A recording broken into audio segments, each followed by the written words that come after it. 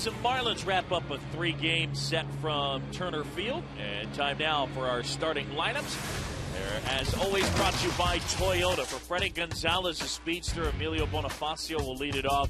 And you got the big guy in the middle, Hanley Ramirez. He bears watching for sure. And that lineup will go up against Kenshin Kawakami. 1 start, 1 win. And looked fairly sharp against the Nationals. After that rough start, he did settle in. He did walk 4 guys, but retired the last 8 in a row and 11 of the last 13 to make it a quality start and earn the win in his first big league start in the United States. Defensive backup Kawakami for this afternoon's game. And in the outfield, Anderson, Schaefer, and Frank Core left to right. On the infield, no Chipper Jones, so it'll be Infante, Escobar, Johnson, and Kochman.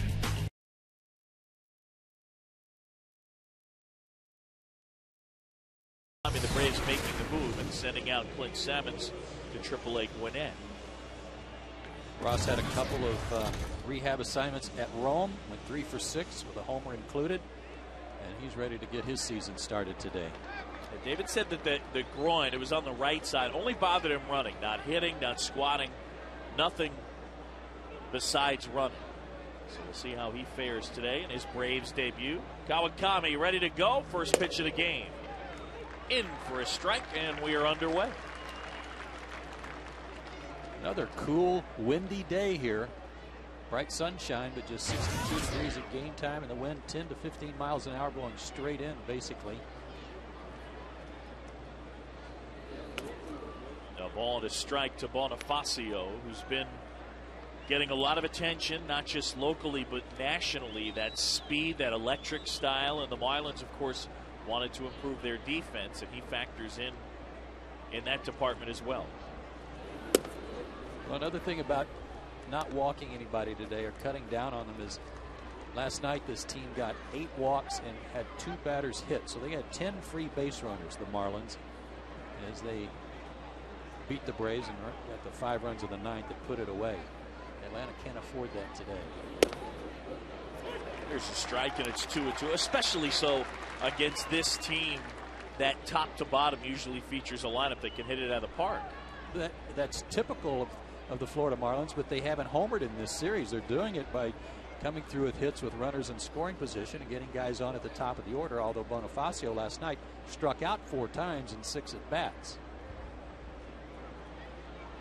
Righty's 2-2. Got him with a fastball. So Bonifacio goes down, and there's 1 away. It would appear, at least here first series with Bonifacio, Braves are learning some things about him, and one of them is fastball. He's having a hard time, especially left-handed, catching up to a good fastball, and that was elevated a little bit, waist high, but 91 miles an hour, and he was late. So 1 down, and another switch hitter, Alfredo Amezaga. He gets the start in center field. Cameron Maben sitting.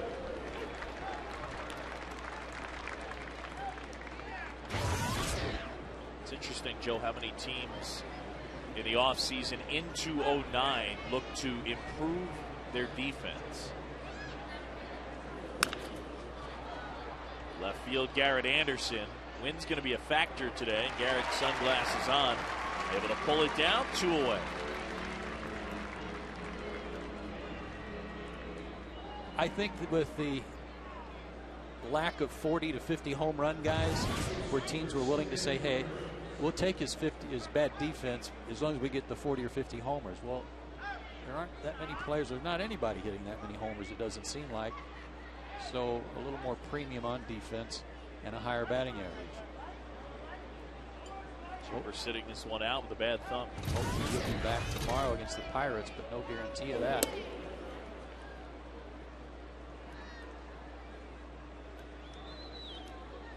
Thumb still with some bruising.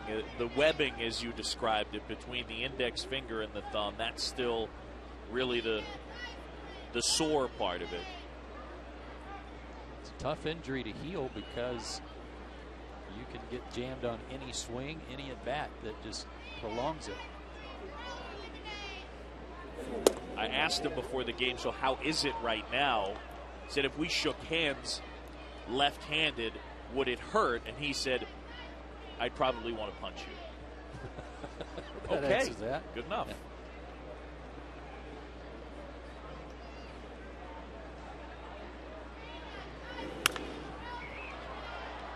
An advantage for Kawakami today is that the Marlins have not seen him. They did not see him in spring training, so it may take them a time or two through the order before they figure out his release point, what exactly he features. He doesn't seem to be bothered by the cool temperatures today either. No sleeves.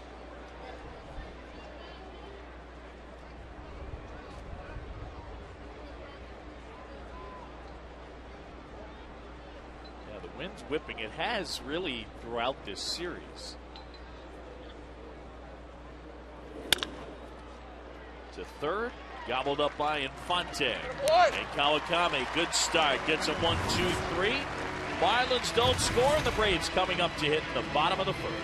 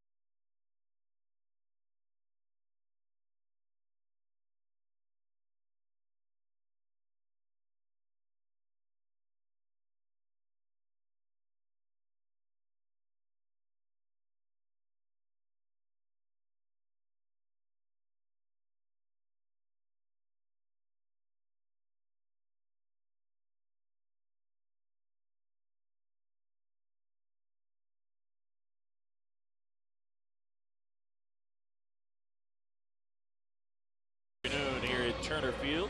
Good work by Kenshin Kawakami. And how about the Braves lineup? Brought to you by Toyota. Kelly Johnson swinging a hot bat. Omar Infante. What else is new? Hot as well in Yunel Escobar. Those are your top three hitters. They will go up against Anibal Sanchez, the 25-year-old native of Venezuela. Coming off a real good first start of the year against the Mets. 5 innings of 4-hit shutout ball. He did walk 3 in those 5 innings, but also fan 5. He's listed, Boog, at 6 feet 220. I don't think he's 220. He looks a lot trimmer than that, and I know he was a little portly early in his career, but he looks to be in really good shape. First one to Kelly misses. Of course, Anibal Sanchez came over in that same trade with Hanley Ramirez that brought the Red Sox back in fold. Kelly hits that in the air. A Meziga. There's one down. Didn't get a chance to really talk about Kelly before he was swinging a great bat right now. Check out the defense real quick for the Florida Marlins. Hermida, Meziga, and Ross in the outfield. Bonifacio, Ramirez, Ugla, and Cantu on the infield. And Sanchez and Paulino, the battery. Yeah, with one down, the bases clear. Omar Infante. Back to Kelly for a second. What have you liked? Just his aggressiveness. He's waiting for good pitches. That's not to say he's going after the first pitch every time with his aggressiveness, but he's really putting a good hard swing on everything. Not feeling for the ball. He must be seeing it out of the hand real well. Home run in game 1 of this series, a triple last night. He's hitting the ball right on the sweet spot.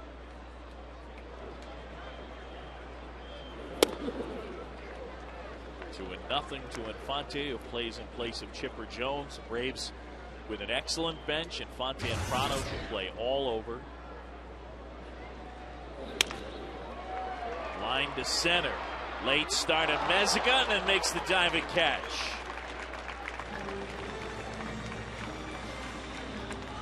Terrific play.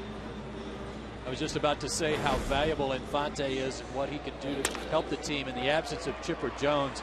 This guy, too, Amezaga, can play a lot of different positions, and he's a very good backup for the kid Maben when they want to give him a rest. Very good center fielder, too. Yeah, he may be their best defensive shortstop. And speaking of good defensive shortstops, here's Yunel Escobar. No score, just getting started. And Yunel rips one into left. First hit of the game for either side, and a 2-out base runner for the Braves.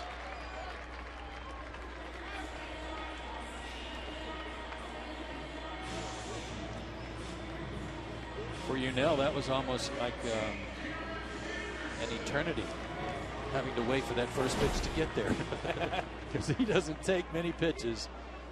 Looked like a hanging breaking ball on the first one to him, and he cashes in. And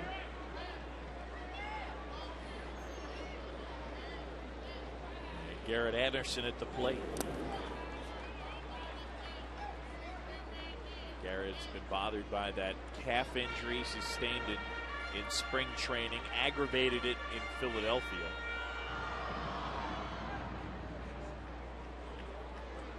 He'd like to atone for those errors he made the other night. 2 of them. One that led to a rally in game 1. The other one, both of them were foul balls, but it just gave extra life, extended life to the hitter. But he's also 0 for his last 10. He's just trying to get on track here.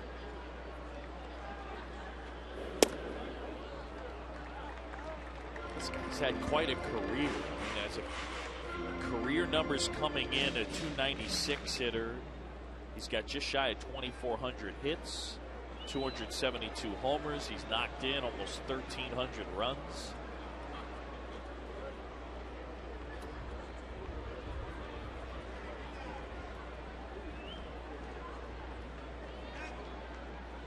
How many years does he have in the big leagues, Boot? His first full season was 1995. So 1, 2, 3, 4, 5, 6, 14 years service time. Thank you for that, Joe. Learn how to read a media guide. We'll get there. I was thinking about his numbers and how comparable in some areas they are to Chipper, but he's also played longer than Chipper.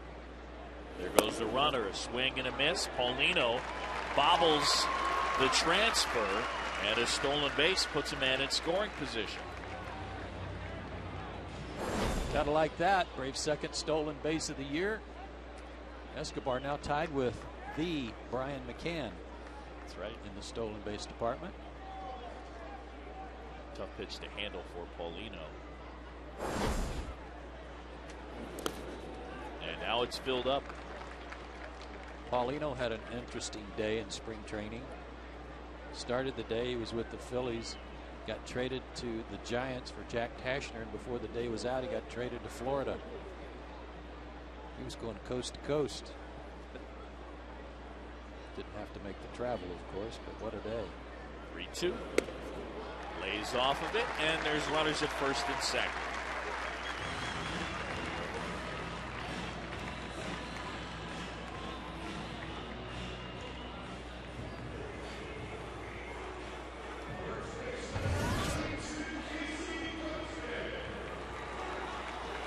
So with 2 aboard and 2 outs, it'll bring up Casey Kochman. No score here in the last half of inning number 1.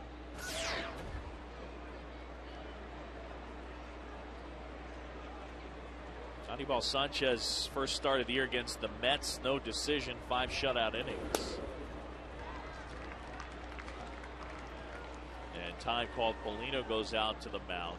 He doesn't have an overpowering fastball, Sanchez, but that last one was at 92. He's a more four-seam guy and likes to cut the fastball. Get in on lefties with that cutter. Threw a no-hitter right after Florida got him from the Red Sox.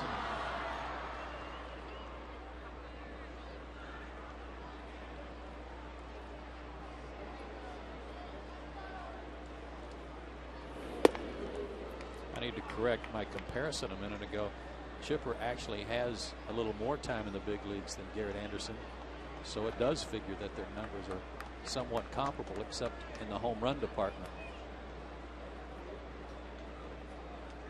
Chipper at 16, 17 years service? 15. Left field, and Hermida puts it away. Braves leave a couple. We'll go to the second. No score, Braves and Marlins.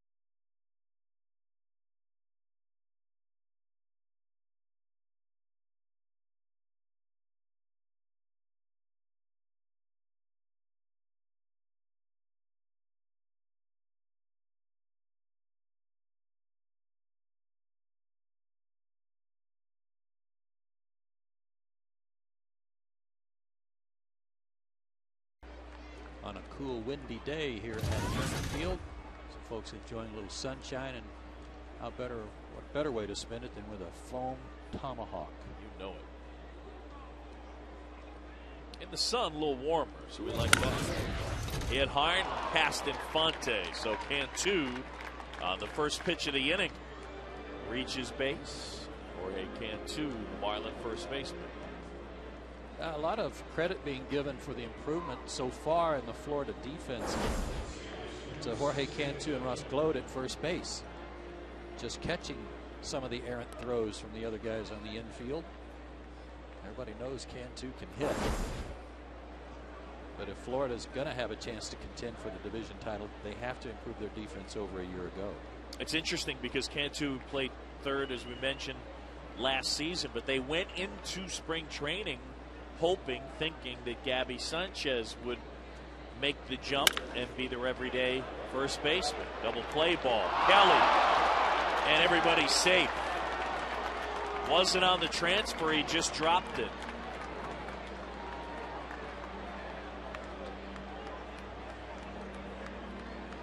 That will cause you to take your hat off and scratch your head, because it was a routine play and Kelly got in a hurry. Ugla runs okay. He's no burner. There's no reason to have to rush yourself. Kelly just looked away and didn't catch the ball cleanly. That hurts. Kelly did that exact same thing in an exhibition game against the Tigers a week ago Saturday. He was bailed out, so to speak, by the umpire, saying that he had caught it and then dropped it in the transfer, when the replay clearly showed that that was not the case, that it was, in fact, a very similar play to that one. Exactly right. That's more mental than anything.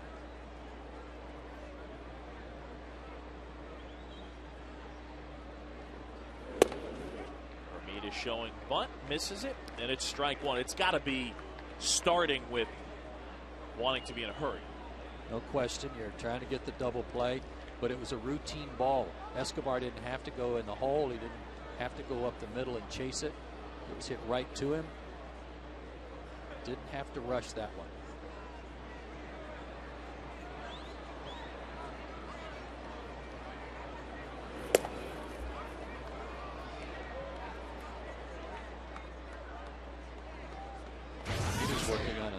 6-game hitting streak, 2 for 6 in this series. Freddie Gonzalez and the Marlins expecting improvement from Jeremy this year, and he's capable. Good changeup right there. Outstanding in a good spot too, down and away. Watch this pitch die to the outside part of the plate. So not only was he fooled on the timing of it, but location too.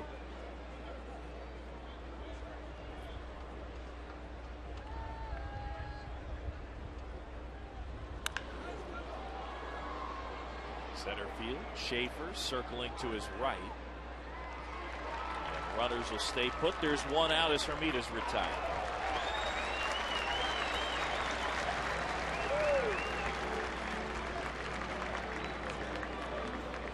So 1 down, 2 aboard. Fans get a Braves 6-game pack and secure popular games like the Yankees and the Red Sox starting at just $81. Save 20% off gate prices. The best seat location, selling fast, so call or log on to the web right now. Secure your seats for some of the best matchups of the year. Braves personnel standing by. 404-577-9100. 404-577-9100 or log on Braves.com/tickets. Good home schedule this year. Yankees, Red Sox come in. Of course, you have your regular dose of the Mets, the Phillies, the Cubs.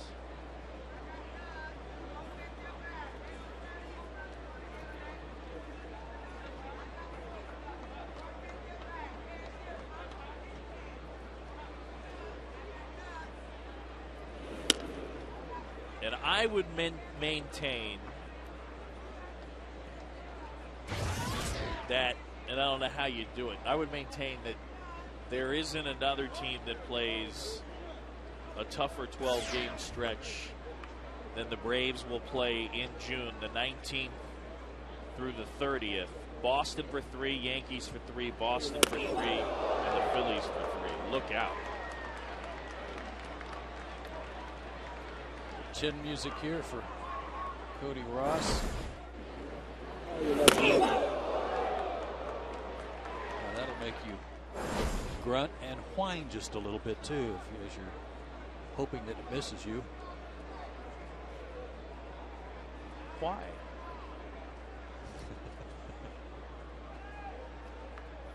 The 2-0. Hit well towards the corner. That one way back and gone. Cody Ross came in hitting just .115. 3 hits on the season, but that one a biggie. And the Marlins lead it 3-0. There's no better example of how defense helps your ball club than this inning, and how the lack of it can really hurt your team. First of all, Ross answers that chin music by going deep. That was pretty impressive as he turned on that ball and kept it fair. But Kelly's inability to turn that double play kept the inning alive. You get the double play, you get the fly ball from Hermita. The inning is over. Should have been over, but it's 3-0.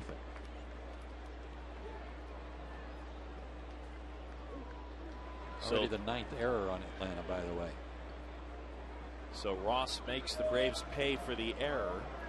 And Ronnie Paulino takes down and away, a ball and a strike.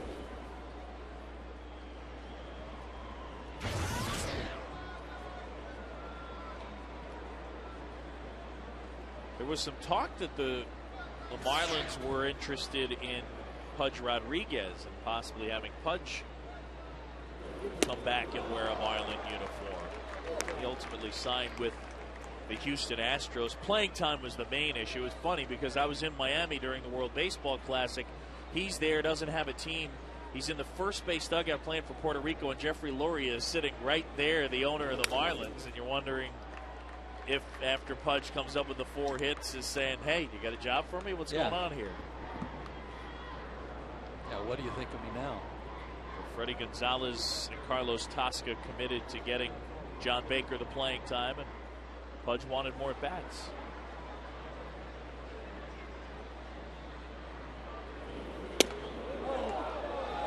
It's really hard for a player who's been the caliber of Pudge Rodriguez, an all-star, MVP candidate, all those things, to take a backup role. They're just not used to it. They don't know how to prepare for a game. They don't know how to stay ready, because they were ready to play every day.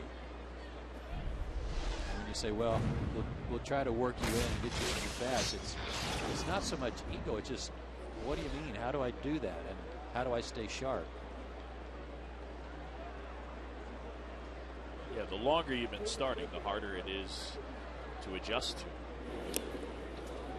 I mean, every backup player, look, every guy in the majors was a great player wherever they were at one point. Sure. They were starters. Sure. Some guys just had to make that adjustment that you're talking about earlier than others. Some guys came to the big leagues and immediately had to platoon if they were going to play at all, so their playing time was only half the time anyway.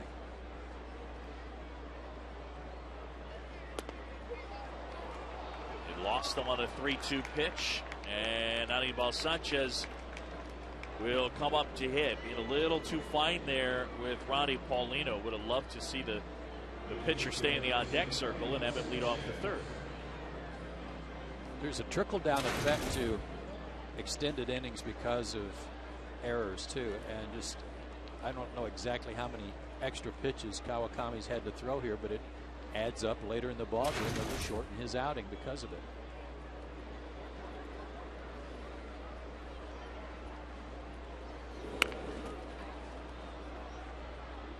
On it to first, and Kochman goes to Kelly. I do want to make one point that I think at times, and I know you're not saying this, but I always feel like it needs to get dropped in every once in a while because we kind of tend to forget this one.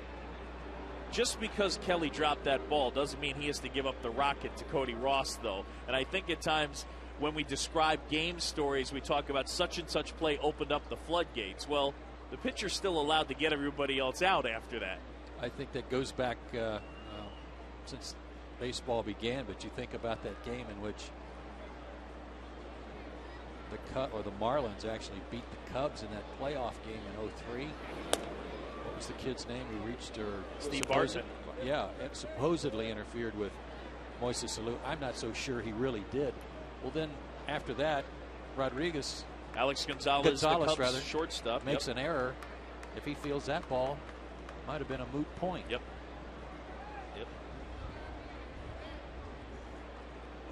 A lot of Fazio up here with a man in scoring position.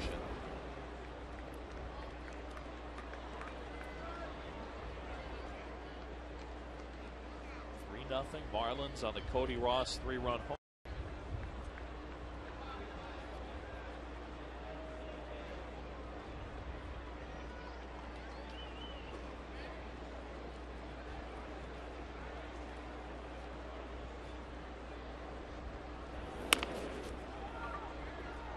First, Kochman, Kawakami, inning over.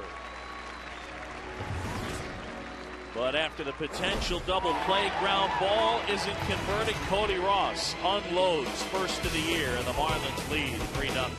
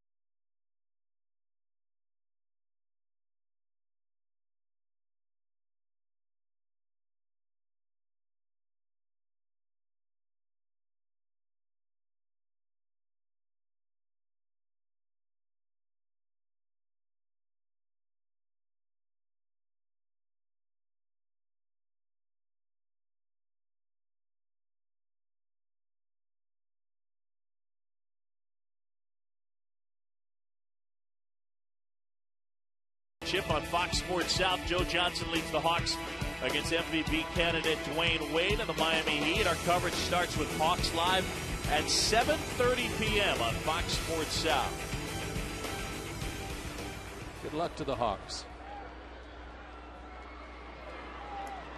Should be a tough matchup. Absolutely. Go up against one of the best players in the league.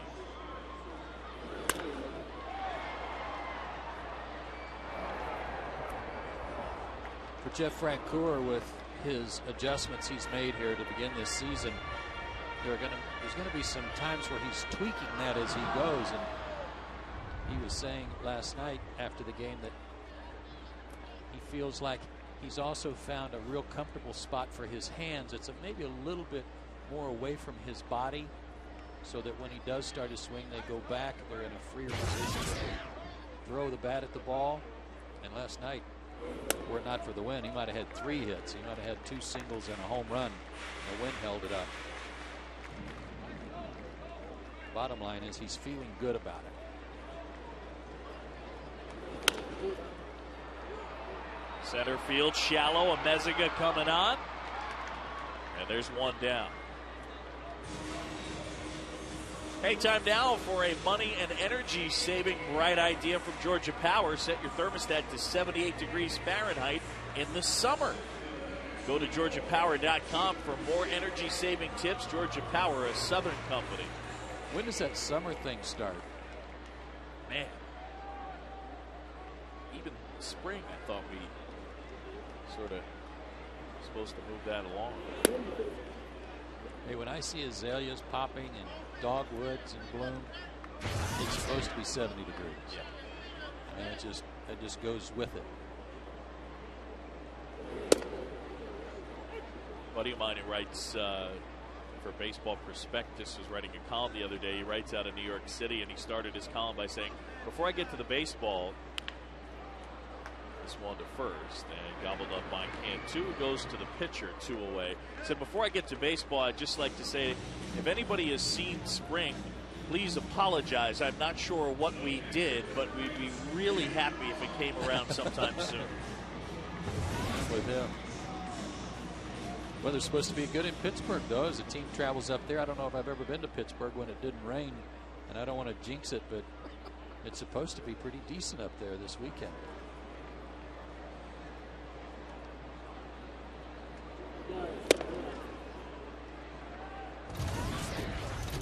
David Ross, his first official at bat as a member of the Atlanta Braves. David Ross, talking to him in spring training, he split college time. He played at the University of Florida and he played at Auburn. But the story gets better. He grew up near Tallahassee, and he's secretly a Florida State fan. I mean, so I'm sitting there grilling him on, well, who are you a bigger fan of? You know, actually, I like Florida State. Wait, what?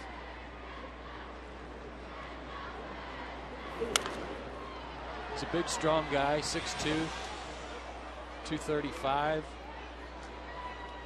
In 06 with the Reds, he had 21 homers, drove in 52. In 07, 17 homers and 39 RBIs. Last year didn't play as much, had some injury issues, spent some time with Cincinnati again and Boston. He's got some pop in his back. And those numbers, again, this is just simplistic and sort of raw, but combine the seasons at bat-wise, it's only 558 at bats. That's 38 homers and 558 at bats. That's power. Yes, it is.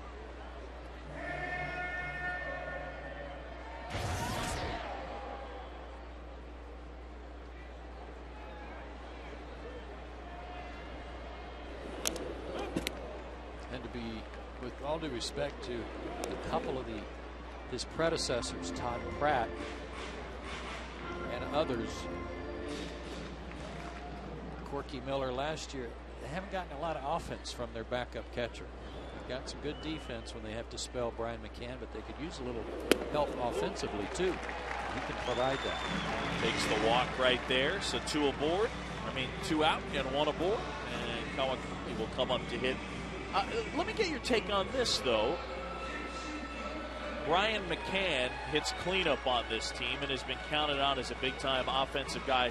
It's hard to be Brian McCann's backup, isn't it? Because he's a guy that you want out there as much as you possibly can have him out there. I'm not trying to compare him to Johnny Bench, but the same thing applied to Pat Corrales and Bill Plummer. You could have a trivia question, who's Johnny Bench's backup? And not many people would know, even when they were all playing, because they never got to play. Right. And that's just tough, sitting out that much out of live action. It is. It is, and you got to put in extra work in the cage. Down near the dugout, drop down on a play. You can't replicate live pitching from the coaches. If you've got somebody who's working on they're having those simulated games, boy, you want to jump in on that just to see a live fastball or breaking ball from a pitcher from 60 feet 6 inches, just to try to keep your reaction sharp.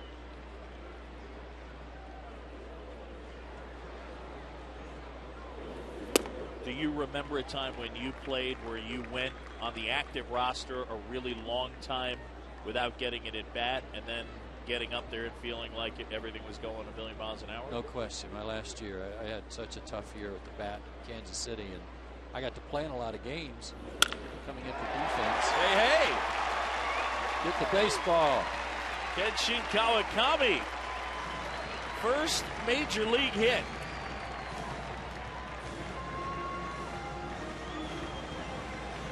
Ryan Snitker got that baseball, rolls it across. Here we go. Fastball right there, and he didn't miss it. He's got a good swing. I watched him swing in the cage before his last start, and Terry Pendleton was commenting on what a good smooth stroke he had, how he hit the ball out in front, and he showed it there.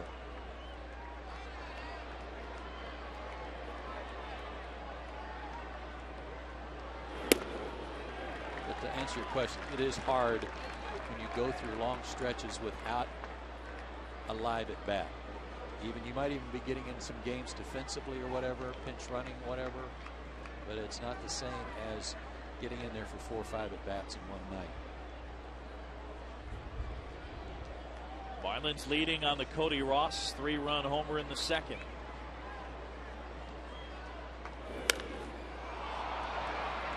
Kelly pops this one up. Ugla coming in. And on the edge of the grass, makes the grab, and the Braves leave a couple. End of 2 at Turner Field. Marlins on top.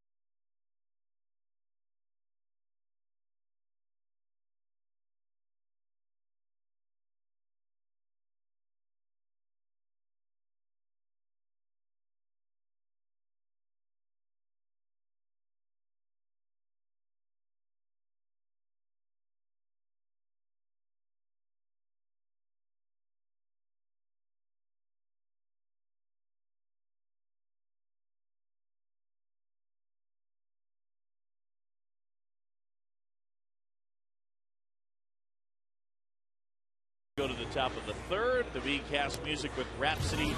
Know your music inning from Verizon Wireless. What Atlanta Braves player enjoys listening to all of his favorite hip-hop songs right on his wireless phone? Stick around and we'll tell you in the bottom of the third inning. Kelly Johnson. Ross.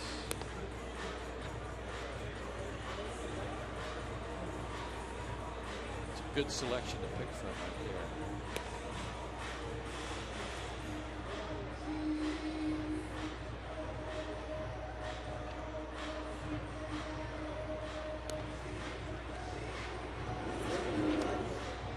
Thinking about the Braves and their hitting with runners in scoring position today, they're 0 for 2 because the rallies have started with 2 out. A little tough to come through every time with 2 out and runner in scoring position, but they're not striking out in those spots. They're putting the ball in play. Kelly just popped up, and that's too bad, but for the most part, they're putting good wood on the ball in those situations. Corners in to guard against the bunt. Fonte at third, Kochman at first. Fredo Amezaga at the plate. Have you talked to any of the guys about their bats, the maple bats this year? Because I heard something real interesting a couple of days ago that I had not heard anyone talk about. And that is? Well, we chronicled the other day that Adam Dunn is not going to use maple anymore because he thinks they're too dangerous. Well, all our lives using wood bats, we've been taught to hold the brand up, okay?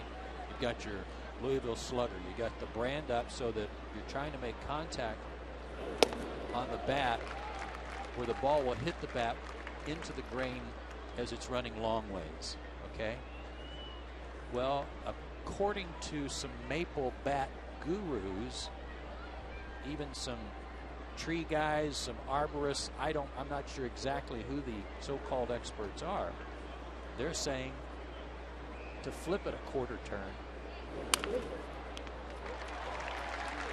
That Tommy handles that. That maple bats are better if the ball strikes them on what we always thought was the bad side of the bat all our lives. And they've even started moving the labels and the brand, if you will, to what was used to be the good side, just on maple bats. So I don't know if it is going to make a difference, but it bears watching. Yeah, I did hear that. I will confess that without a bat in my hands, it's one of those, like, I need to really see it to get it. Yeah. And it's hard, and with a dark bat especially, you can't see the grain enough to even show it. Francoeur racing in. I asked Jordan Schaefer, who was standing near me at the time that this was explained to me, was he doing that? And he said he hadn't really given it a lot of thought yet, but he had heard that, and he was going to probably use it the way they were suggesting use it because he liked maple bats. Brian McCann is a maple bat advocate.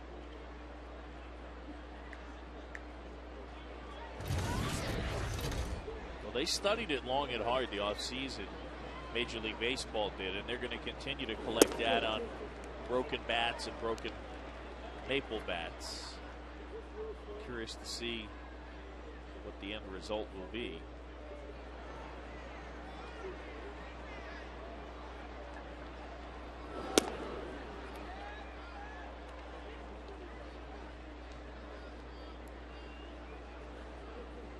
I think if you changed up some of the balance requirements, you'd eliminate some of the danger as well. That's true.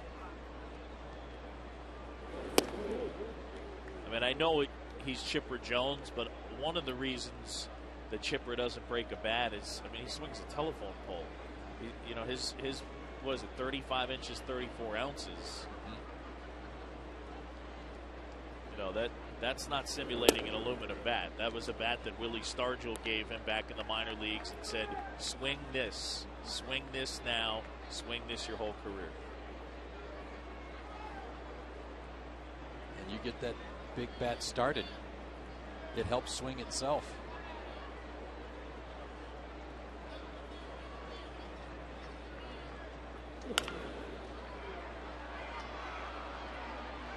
I think some of that imbalance that you're talking about, some guys trying to swing 35 inch 31 ounce or something like that, 34 30, 34 31s, comes from them growing up swinging aluminum bats that were ultra light.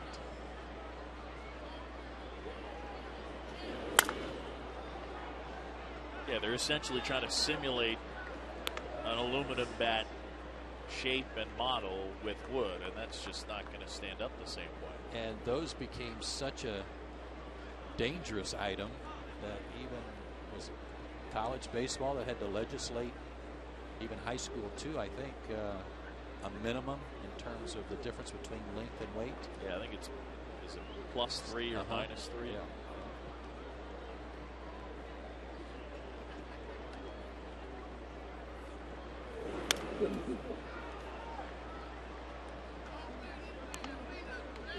Kenshin Kawakami with a chance at a 1-2-3 inning.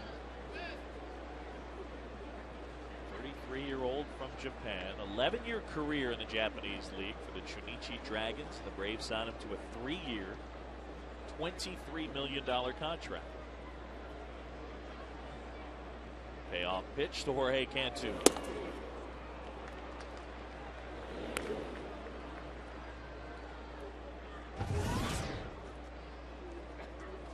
So a 2-out base runner, and he's thrown 45 so far in the game.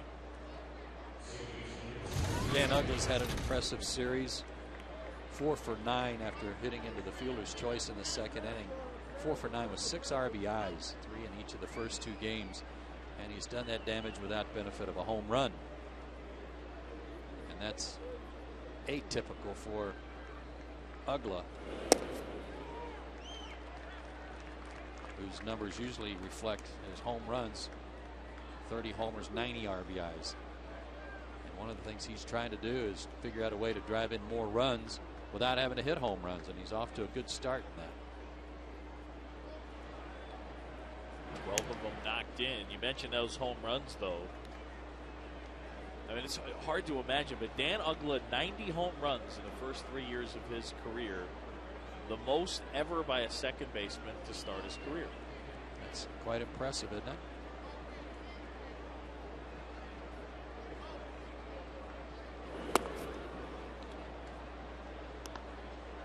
Emilio Bonifacio is a natural second baseman, and he's a very good second baseman defensively, probably better than Uggla. Uggla's range is somewhat limited.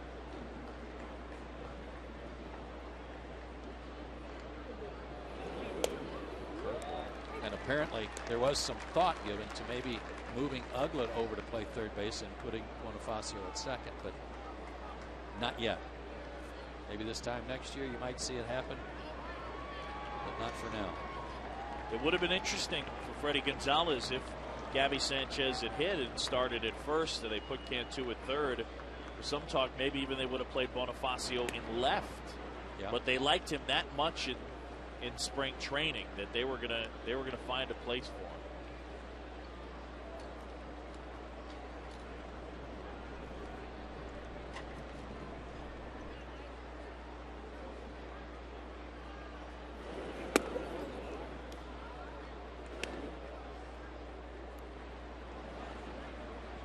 Having Bonifacio on the team too, Boog, not only does he give them a bona fide first or leadoff batter, but it allows him to move Ramirez back to the number 3 spot and leave him there.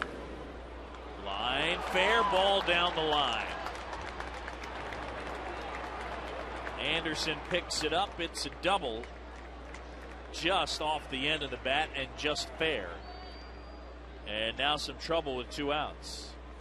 Dan Uggla's got a magic wand working right now. Last night he drove in 2 runs with a double down the first base line that we couldn't figure out if it was fair, foul, or if it hit Kochman's glove, but something none of us could recollect from Uggla hitting the ball down the first base line. Such a dead pull hitter, and pulls this one just inside the line.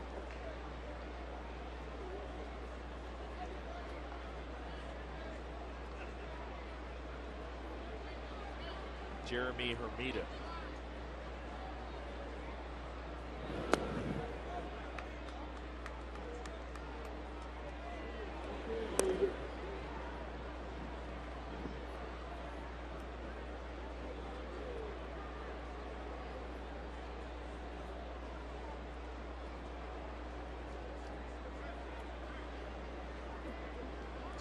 2 outs, and the Marlins already up by 3. A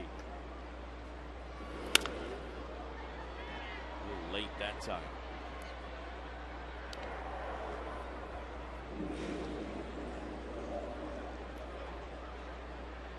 Jeremy's got a good swing. He's got good hands in his swing. Good bat speed.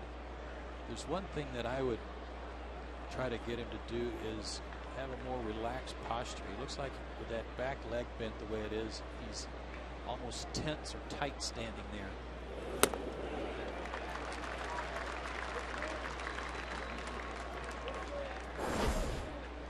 This is the area I'm talking about. Once he rocks back on that back foot, it has to tighten up just to support the weight. And sometimes he might have a hard time pushing off of it as a result. Pitch. Maybe a little low.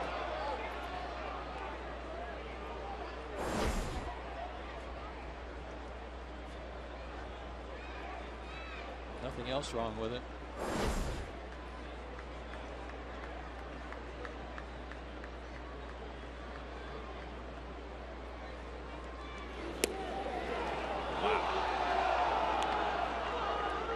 It's 3-2, so Kawakami misses with that big curveball. I don't know, that looked like a good pitch too. Dana DeMuth, I think, a very good umpire, but also a guy that makes you throw it over the plate. He's got a small zone. So 2nd and 3rd, here we go. A little two-seamer there.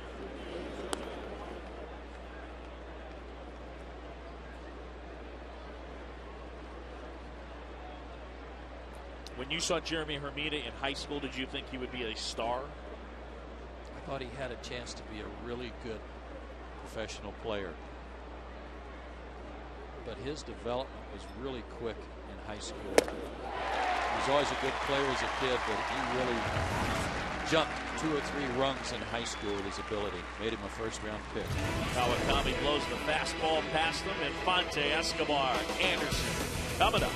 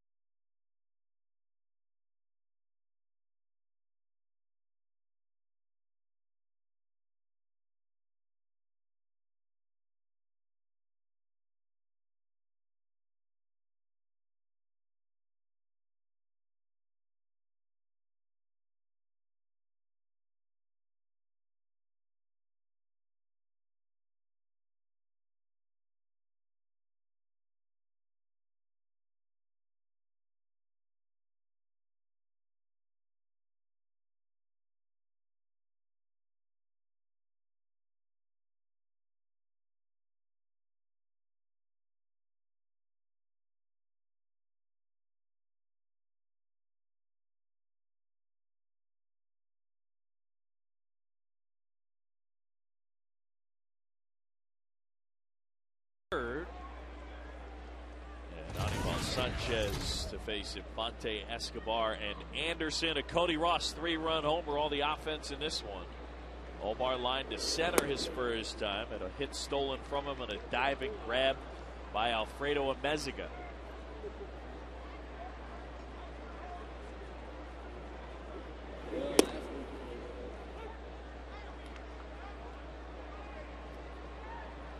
Sanchez has walked a couple, given up a couple of hits, but he's been around the plate. Not a bad guy to have as what would be billed as your 5th starter. Yes, Andrew Miller is more in that mold. He got his first start last night. What'd you think? Improvement. Curveball was good. Looked like he was cutting the ball a little more. That ball's pretty well hit left center. Hermida cuts over. 1 down. And on this pretty Thursday afternoon, we're glad you're with us on the McDonald's game summary. If you just joined us, here's what you missed. Braves had a chance to get a double play a couple of innings ago in the 2nd inning. Couldn't turn the double play, and a little later in the inning, a 3-run homer by Cody Ross put the Marlins on top. And that's where we stand, 3-zip. Braves batting here in the bottom of the 3rd.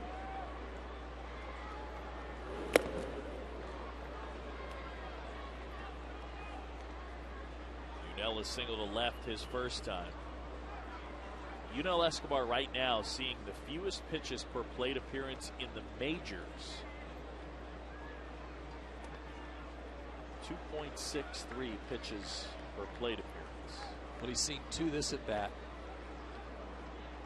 I guess about, what, 40 feet to the plate, he'll exceed his average. Now, when he goes up there, it's like the right-handed batter's box is full of hot coals. You don't want to hang around. It's interesting, though, because he's a guy last year that one of the areas where he improved his walk rate. He walked a lot more last year than he had in his debut back in 2007. So he was more selective.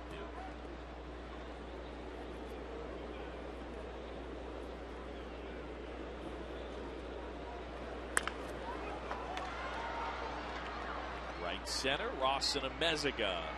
Cody Ross.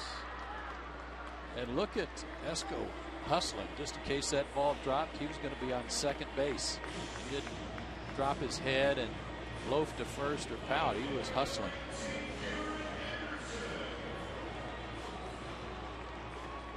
Well, back to the VCast music with Rhapsody Know Your Music inning from Verizon Wireless. We asked you earlier which player enjoyed listening to hip-hop music on his wireless phone. The answer, Jordan Schaefer, who's hiding right now. That ball is ripped and fair towards the corner. Garrett Anderson racing for second. Throw too late. And a 2-out double.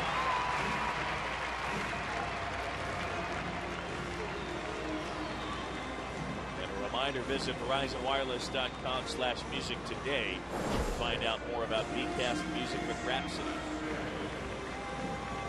Pulled his hands in a little bit to get the barrel of the bat to this pitch and still kept it fair. Didn't hook it down into the corner, but hit it hard right down the line.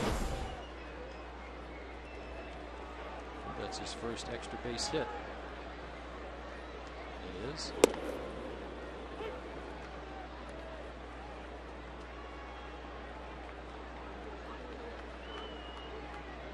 There's Jordan Schaefer.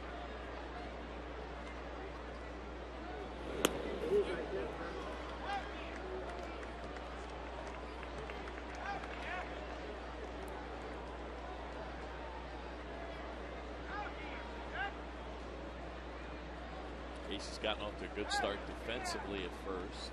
I'll say. He really handled it over there. He too has a good eye. Doesn't swing at too many bad pitches. Terry Pendleton would like for him to stay a little more upright on his swing. When he goes to the ball, at times he thinks Casey has a tendency to kind of collapse. If it's a low pitch or if it's a breaking ball, he'll kind of collapse his whole body to get the bat down to the ball, as opposed to taking his hands and bat down to the ball. Leave the body more straight up. Well, it keeps you more in a position of power, right? Yes.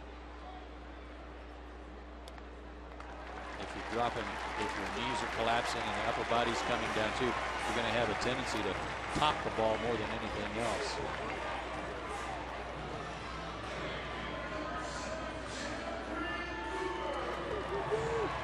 Braves continue this trend, this odd trend where Sanchez, each of the first 3 innings, has gotten the first 2 men and then has allowed 2 base runners on a single and a walk, or a walk and a single, depending on the order. Somebody's going to make him pay.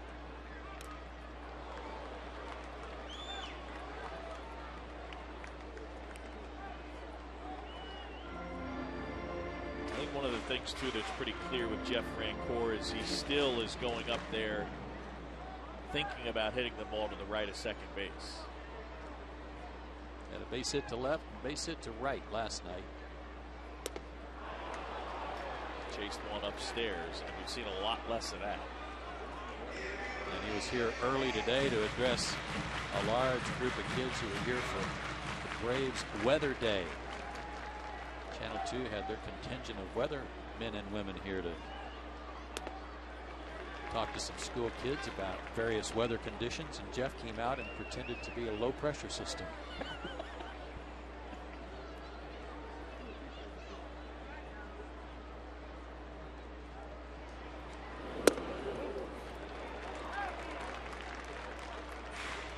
Well, it's turned into a gorgeous day at Turner Field. Marlins leading the Braves 3-0, bottom half of inning number 3. Atlanta trying to salvage the finale of this 3-game series. And as we were talking about some of the good things the Braves are doing here at the beginning of the season, one of them is hitting with runners in scoring position, especially with 2 outs, leading the major leagues in this category.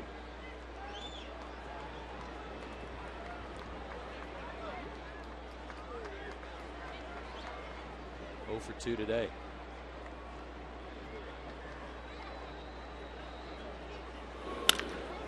On the ground, base hit. Anderson around third and to score, and Francoeur delivers with 2 outs. And the Braves are on the board. Good at bat. You got him to chase that high fastball to put him in the hole. Then he worked it back to 2-2, and Jeff gets a high pitch. He gets on top of this one. Didn't go up to it, and able to hit it hard back through the middle. I'll tell you, Hanley Ramirez was really shaded towards the hole there. As athletic as he is, I don't see him getting to too many balls up the middle to begin with.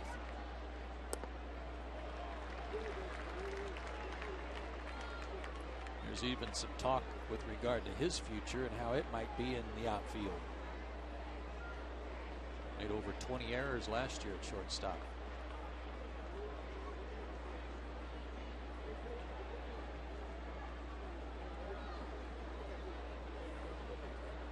One-0 to Schaefer.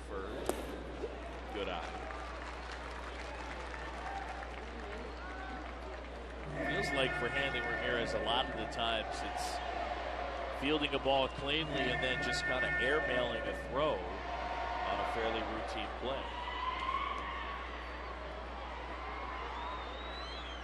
Jordan just 1 for his last 12. Be a good time for him to snap out of that. Put another run across.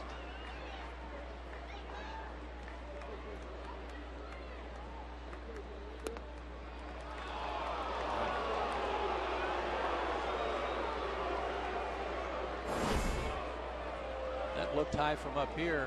Oh, it was. You know, he didn't give that low pitch to Kawakami in the top of the inning, but he sure gave a high one there.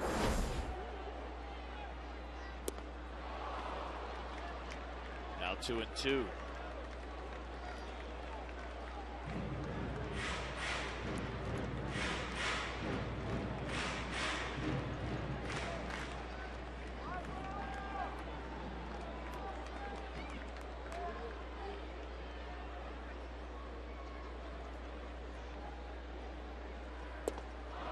Got him. Braves pick up a run, lead 2, end of 3. It's 3-1.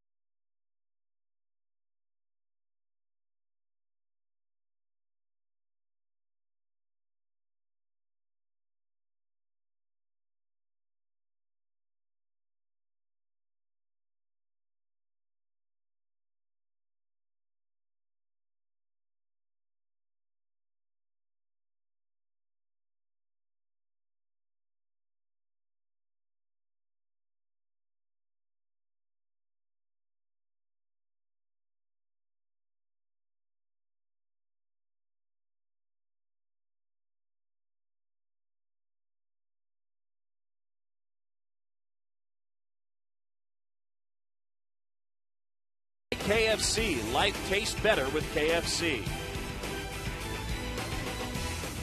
Back here at Turner Field as Kenshin Kawakami continues on the hill. And the Marlins lead it 3-1. John Shambi and Joe Simpson with you. Bottom third of the order, Ross, Paulino, and Sanchez. And I think our friend the Duck is going to make an appearance. Pretty much perfect so far. To keep that working. Absolutely.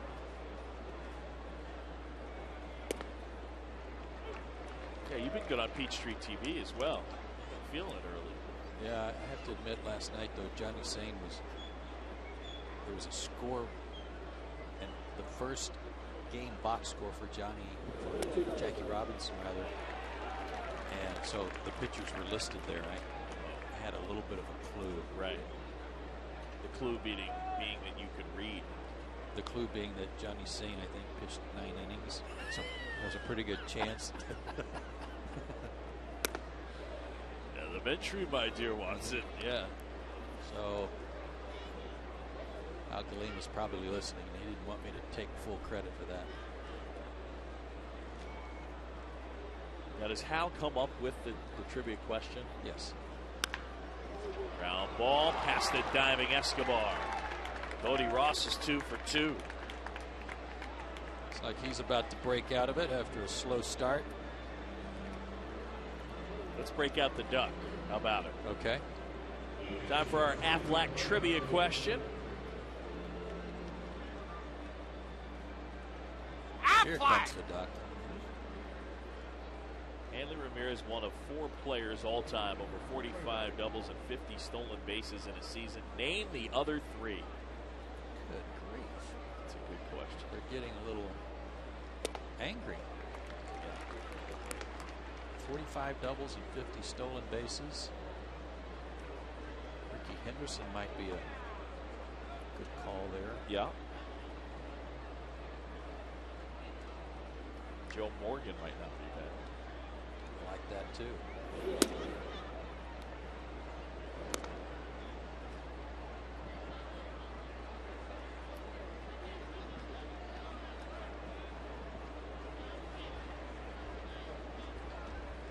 Ronnie Paulino walked his first time.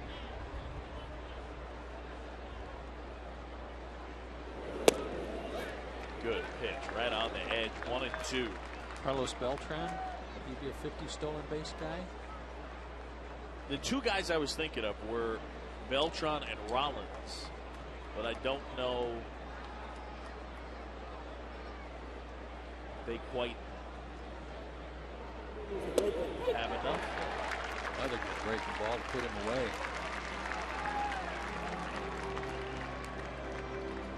Three strikeouts now for Kenshin Kawakami.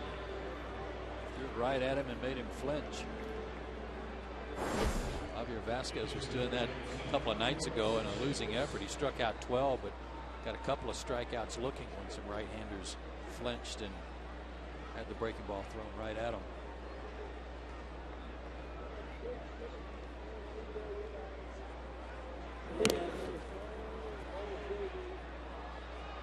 That right turn. Well, what about A-Rod? 50 swipes? Well, he's a 40-40 guy. I do know that. Not 50. Canseco? Not sure Canseco had 50 either.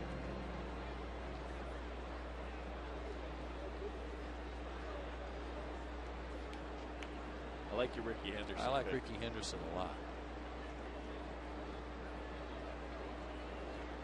We need more, though.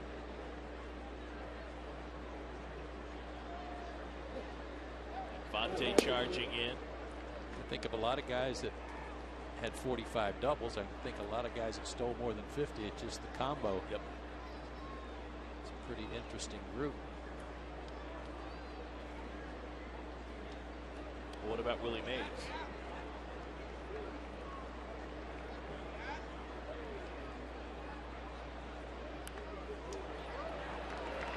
One pop back to the screen. That's a good choice. I'm not sure what his career stolen base high was in one season. We have received a hint. All Hall of Famers. Some scratch Beltran. Ricky just got voted in. He qualifies.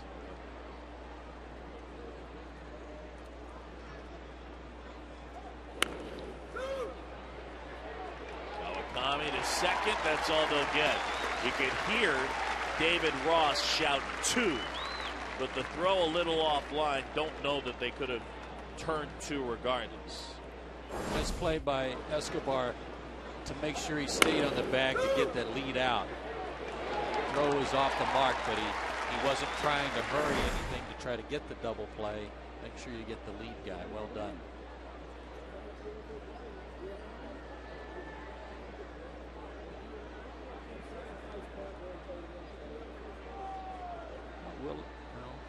Say Willie McGee, but he's not in the Hall of Fame.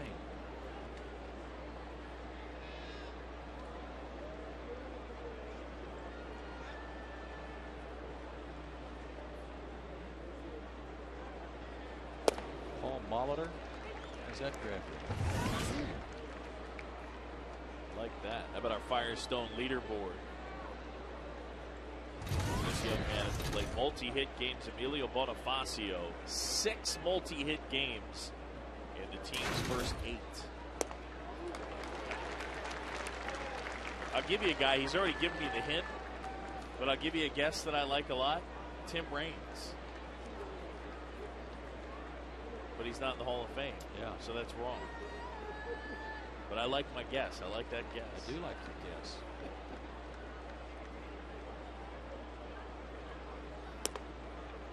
That same team, Andre Dawson would have been a good idea too. Bonifacio, by the way, Braves have figured out something, as we said in his first at bat. He's 0 for his last 7 and 5 strikeouts. Make it 6. Got him again. Kawakami fans a pair in the inning. We're midway in the 4th here at Turner Field.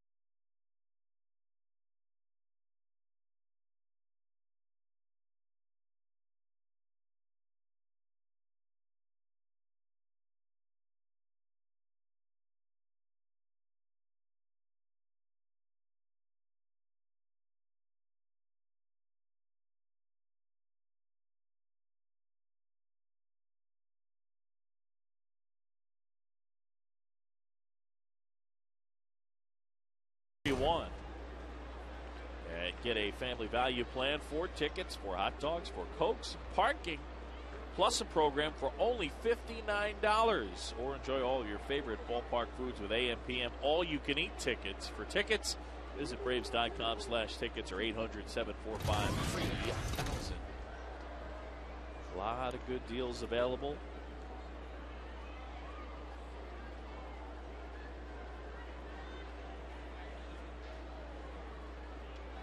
Alfredo Amezaga showing bunt, takes a strike.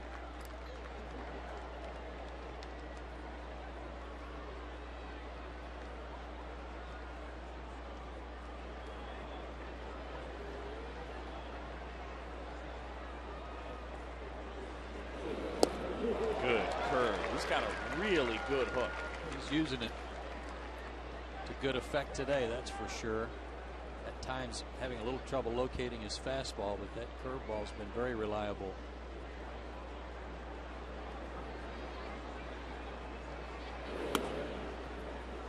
.1912. Tris Speaker.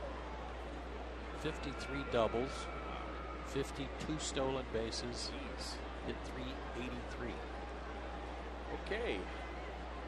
Not bad.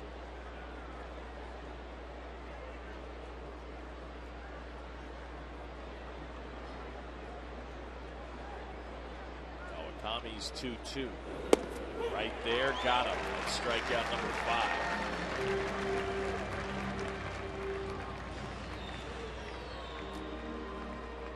How about a little flashback time? Marlins and the Braves. Last year, Brian McCann, first ever triple watchback run. And it was his own birthday present to one Chipper Jones, his first career triple. The best birthday present that Chipper could receive, of course, besides the hug.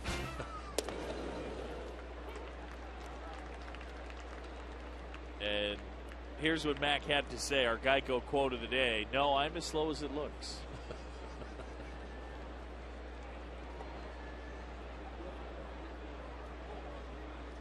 Reminds me of Greg Maddux hitting a triple over in the old ballpark. And Laser Baker commenting, and was quoted in Sports Illustrated the next week as saying that triple replaced the Kentucky Derby as the most exciting 2 minutes in sports.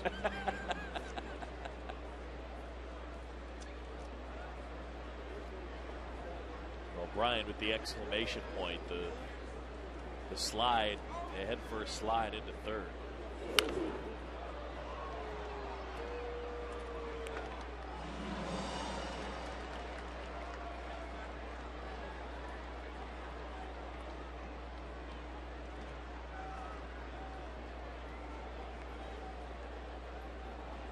Wow. Brian McCann look-alike day. Right there, Ramirez didn't like it. 2 away. That's 3 strikeouts in a row and 4 of the last 5. It's a little bit like the role he got into against Washington. Good pitch. No reason to complain there if you're Ramirez. Well, I'll tell you one thing today, Joe, besides Ross going out there for that quick visit, they've been on the same page. I mean, Kawakami has just been saying yes and working quickly. That's a good sign. Got to make David feel good, too. Worked with him in spring training when Brian was away for the World Baseball Classic. Ross got a lot of reps behind the plate, especially with Kawakami, and I'm sure it's paying off here today.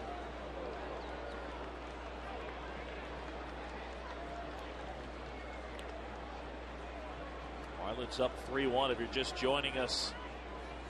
Marlins get a 3-run homer in the second by Cody Ross. It was a single by Jorge Cantu, and then Ugla hit a double play ground ball at Escobar, but his feed to Kelly Johnson was dropped by Kelly. And then after Fermita flied out, Ross went yard to make it 3-0, and the Braves have gotten a run back on a Jeff Francoeur RBI single.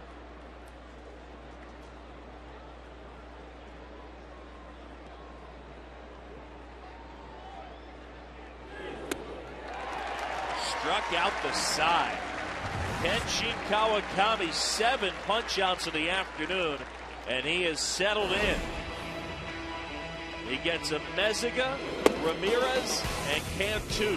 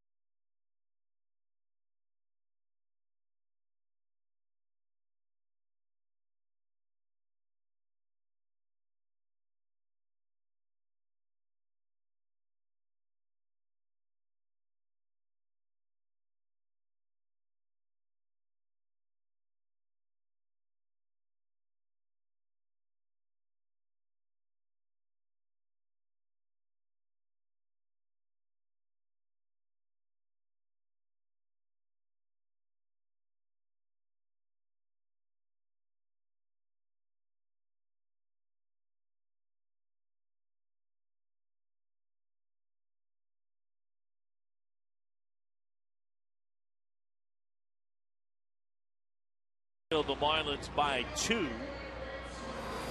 And tomorrow, Brian McCann and the Braves take on the Pittsburgh Pirates. Our coverage starts at 6:30 with Dodge Braves Live. Brett Hickman along with Ron Camp, Ryan George, Jerome Jurinovich. They'll get you ready for the first pitch. This season, Sports South will broadcast nearly half of your Atlanta Braves games. That's why we say this is our team.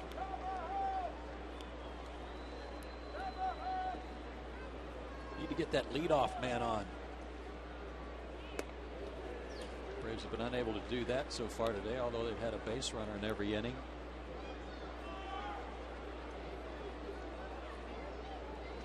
Braves about hit the Marlins 5-4.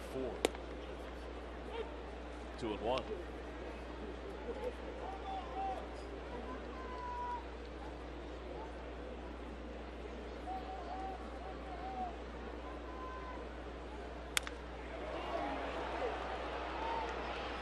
Meziga stumbled as he went back for a moment and then came in to make the grab, one away.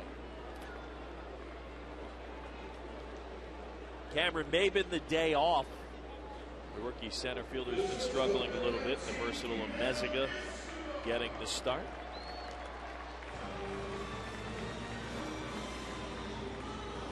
I mentioned that Jordan Schaefer has had a little bit of a rough patch here, and you begin to think, well, okay, well, if Bobby Cox decides to give him a day off to regroup, who plays center field? And my guess is probably Omar Infante.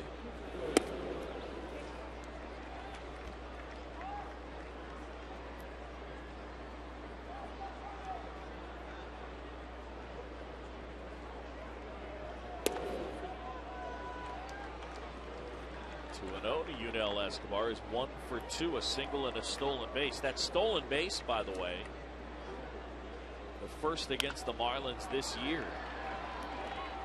Big hop for Hanley Ramirez, who throws out Yunel Escobar 2 away. Sanchez really got roughed up by the Braves last year after he came back from the disabled list. In 10 starts for Florida, he was 2-5 with a 5.57 ERA, but he pitched 2 games against the Braves and gave up 10 earned runs in 8 innings. Not the case today.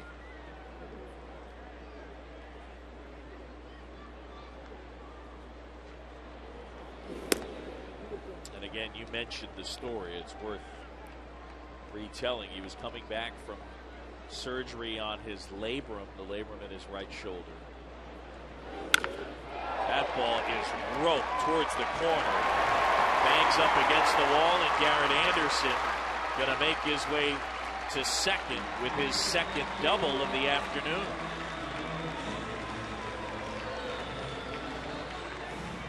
Both of them absolutely smoked. Ball jumps off his bat. He looks like a guy, because he's so quiet up there, that maybe you can pitch him in. He's a guy who's been known to hit the ball to all fields, but you try to come in on him, he's so quick in there. Again, watching him take batting practice a couple of days ago, he just kind of plays around, hits the ball hard to different parts of the field, and then if he decides to hit 5 in a row in the seats, he does. Casey Kochman checks his swing. Didn't go, said Hunter Wendell. Said, just to finish the thought, the point you made earlier, last year, Anibal Sanchez shut down his rehab after losing his infant son. And the passing of a child, just devastating. And he stopped for about 2 months, understandably so.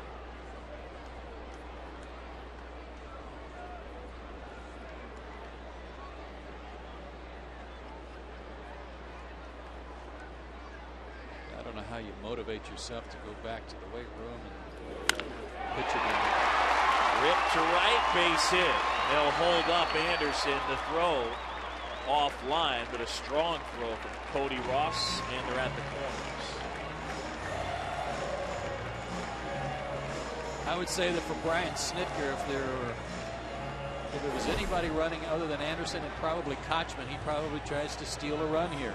That ball was sharply hit, and Ross does have a good arm, but because of the tender calf muscle of Garrett Anderson,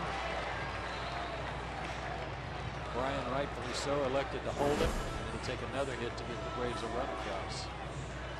It is the 4th time in 5 innings that the Braves' first 2 hitters in the inning have been retired, and then the next 2 have reached.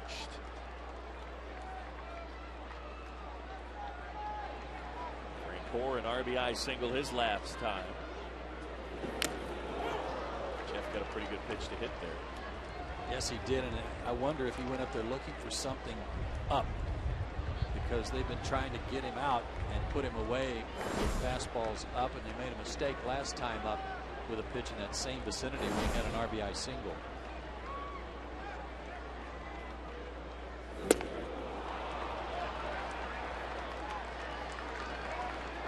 That was one of the few times so far here in the early stages of the season where he tried to pull an outside pitch. He had it in his mind he was going to get something to turn on and didn't, but still went after it. Line drive, shallow left, falling, and it falls for a hit.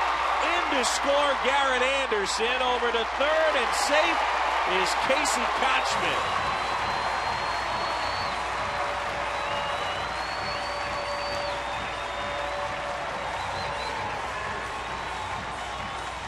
Got just enough of it. And nobody better than Jeff Francoeur 2 years ago, hitting with 2 out runners in scoring position. 2 hits in that situation today, 2 for 3, and he's driven in both runs. Good effort by Hermida. He couldn't come up with it, and Kochman able to advance to third. And on the throw from Amezaga, Francoeur took advantage of that, and he got into scoring position.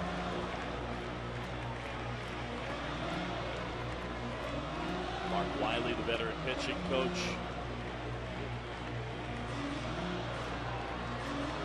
Out for a little mound visit.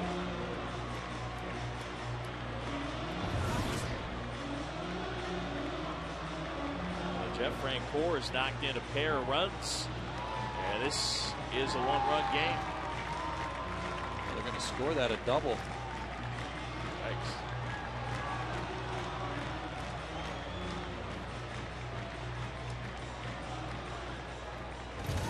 Good for Jeff. See if Jordan can get back on track here. He could flip this game around with a base hit.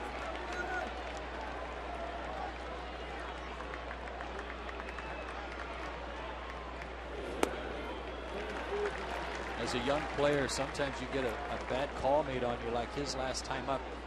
All of a sudden it affects you mentally. You wonder, well, I don't think that was a strike.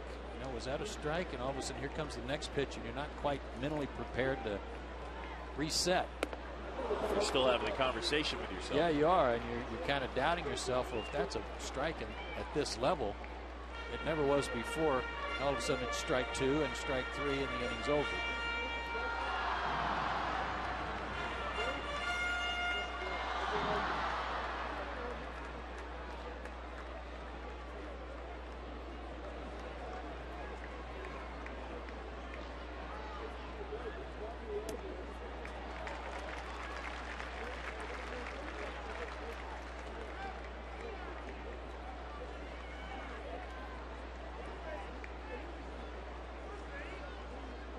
See what Sanchez does here, 2-1. He's got first base open and Ross on deck, but will he give in here to get ahead of the count, get the count even? Up and in. Good pitch. Got Schaefer to swing at that pitch, first pitch of this count of this at bat. Tried it again, was successful. Well, we talked to a couple of scouts in spring training that felt like you could get Jordan Schaefer out. That part, middle in. Yeah, tying him up. Got a great again there.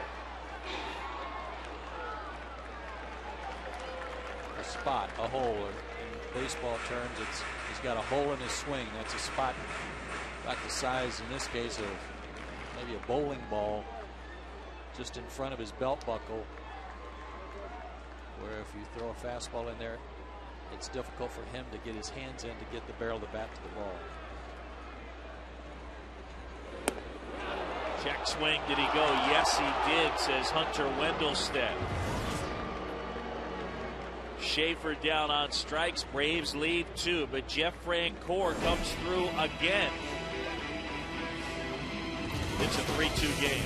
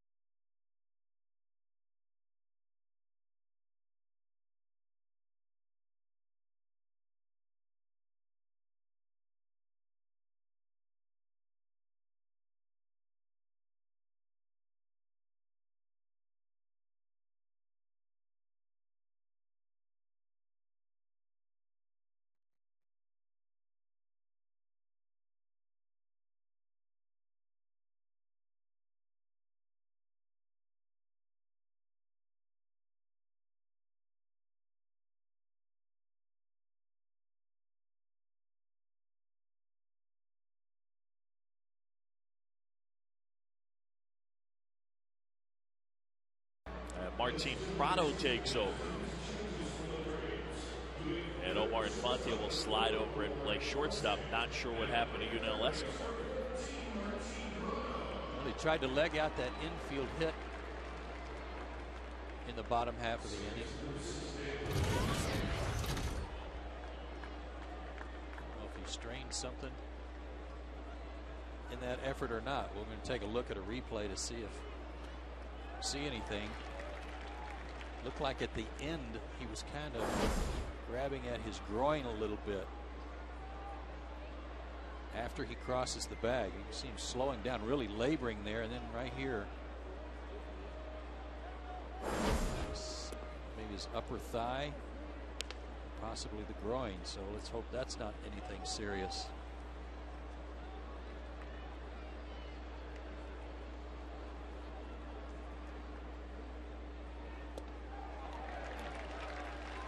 Kawakami has really settled down and looks sharp.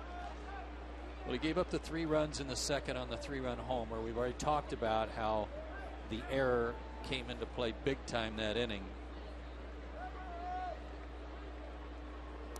However, it is kind of consistent with his last 2 starts prior to this, where he had some trouble kind of getting settled in the first part of the game.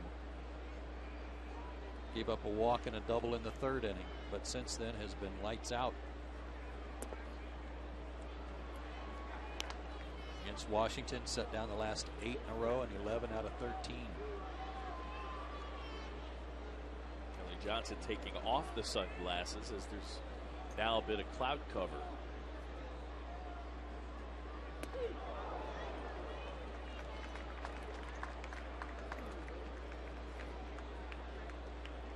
Folks, it's not too late right now. The best time to become a Braves season ticket holder for as little as $3 per seat. Get on the bandwagon now. Braves personnel standing by. 404-577-9100. Or log on to Braves.com/tickets. $3 per seat. Doesn't get a lot better than that. No, it doesn't. And they're good seats, too.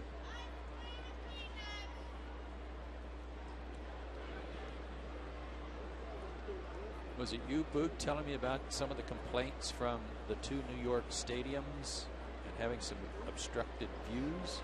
All over the place in both of them. Which is, I mean, it's amazing to me. At the new Yankee Stadium, they have a restaurant in center field that acts as the batter's eye as well. But if you were sitting in the bleachers in left center field, and the higher you go, you can't see right field. I mean, you can't see it. So they have because of the stadium. I mean, because of the club or yeah. the restaurant.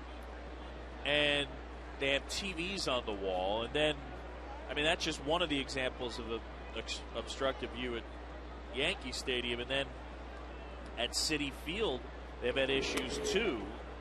One is that in the upper deck, for example, on the first base side, when you come out of the tunnel, you will turn to your left to go up a set of stairs, and it empties kind of into a well, and the well is directly blocking home plate.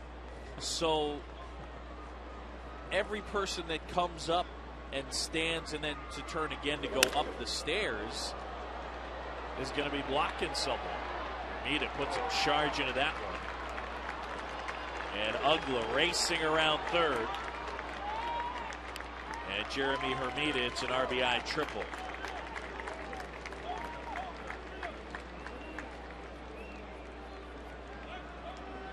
It's going to take a perfect play off the carom for Jordan Schaefer to keep Ugla from scoring here, as Hermida puts a really nice swing on this, catches it out in front. First hard hit ball off of Kawakami in about 3 innings. But Jordan trying to catch that ball before it got to the fence, didn't field it cleanly. And Ugla able to score standing up. So they come right back to get that run back, do the Marlins. 4-2 game, and infield in for Cody Ross. But anyway, to finish the thought, I mean, $2.3 billion combined spent on those 2 ballparks. I mean, you'd think you'd be able to see the game. Yeah. That's too bad. Yankees are opening up their new ballpark today, I believe, this afternoon against the Indians.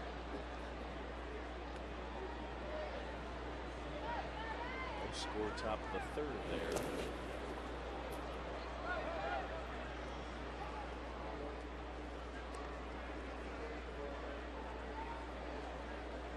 How about the Georgia Lottery hitting the jackpot? And certainly Cody Ross did that in the 2nd inning after he'd been brushed back with a fastball up and in. On the next pitch, he launched it deep into the seats. His first home run of the year. And first RBIs, and he has a chance for another one here.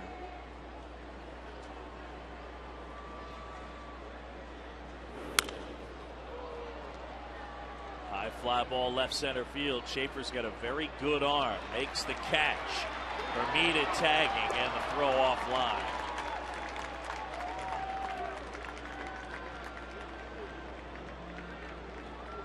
Man, he can throw. He can. He can indeed. And he got himself in a pretty good position here. Circled the ball and then came to it, caught it over his throwing shoulder. But the ball just tailed on him a little bit and tailed up the first base line, taking Ross right out of the play. I think even if it had been right on accurate, that would have been a tough out to get. 5-2 though.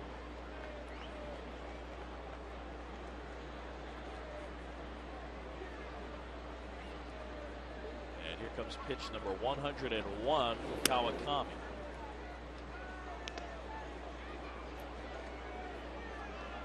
See where Daisuke Matsuzaka went on the disabled list? Now, he and Chris Carpenter on the same day. A real blow to the Cardinals because of the way Carpenter had started and gave them hope that he was going to be back and healthy again. I guess the good news is that it's not an arm injury, it's a rib cage injury for Chris Carpenter.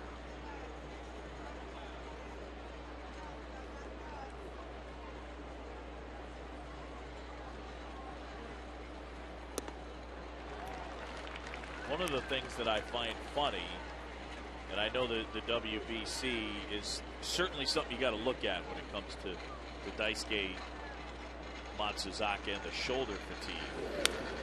But I ran into so many people that, you know, are the anti-pitch count people and say, well, look at the Japanese guys. They do nothing but throw and throw and throw. Well, how's that working out for Daisuke Matsuzaka right now? Not good. I need to rethink that. 250 pitches in a high school game one time with Daisuke. Oh, nice play, Prado. And 2 down. 250? Yeah, he did. He threw 250 pitches in a high school game. Take another look at this. Hot shot to the backhand. Our team just into the ball game, ready to play. Handled that flawlessly. In a high school tournament, Daisuke Matsuzaka threw 17-inning game, 250 pitches, won the game, came in and saved the game the next day, a day off, and threw a no-hitter in the championship game. Good grief.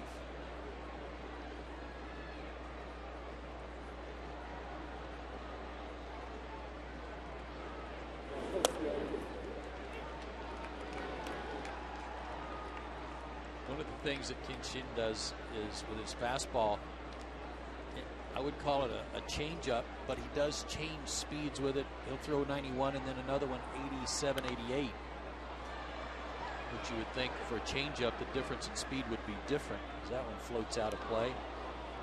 But it's really effective from a timing standpoint. And he might even elevate it a little bit. So you're looking for the 91 and it's not getting there in time for your swing. Looking for 91, getting 86 or something like that. Yeah, it's just enough to throw you off. Off the end of the bat, Kelly Johnson right there. And that's the inning. But the Marlins get 2 runs back. It's 5-2 midway in the 6th.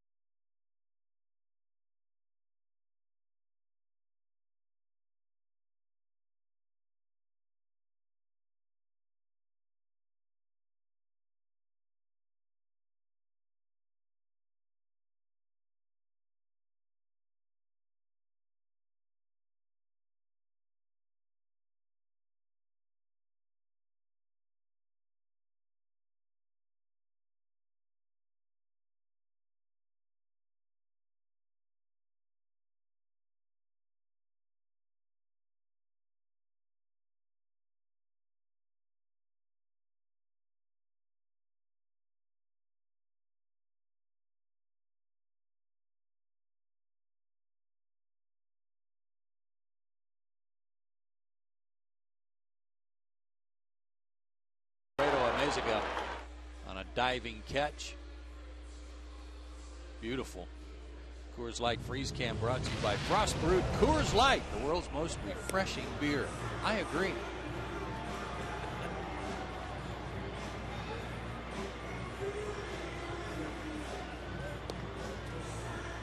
Good to see a lot of kids here at the ballpark today on Braves Weather Day. And the guest weatherman was Jeff Francoeur, you said. Yeah, he was, as I said, playing the part of a low-pressure system.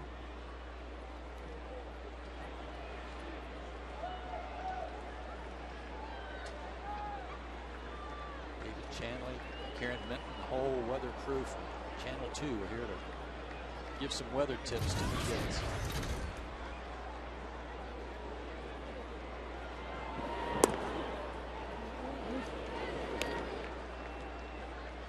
Got to go back to work offensively and try to do something where they're not having to have a rally with 2 out, nobody on. Again, 8 hits for the Braves, only 5 for the Marlins. Braves have left 8 on.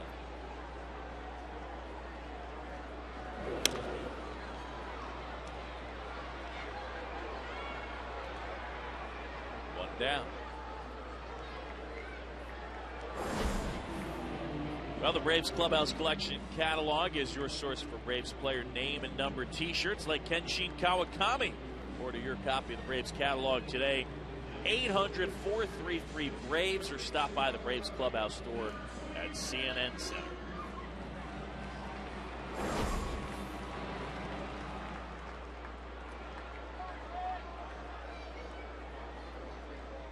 So Kawakami is done for the day. And Norton flies this one to right. One of the things the Marlins have done in this series, Boog, is take advantage of just about every opportunity. We chronicled the Braves hitting with runners in scoring position, leading the majors in that category, but Florida's right behind them. Atlanta came in hitting .378, Florida .352. But it seems like every time they get somebody on or get somebody in scoring position in this series, they've gotten them home. And it was the case in the top half of the inning, an RBI triple from Hermida, and then Ross didn't waste any time in getting him home with a sacrifice fly. So they're not leaving too many guys out there in scoring position.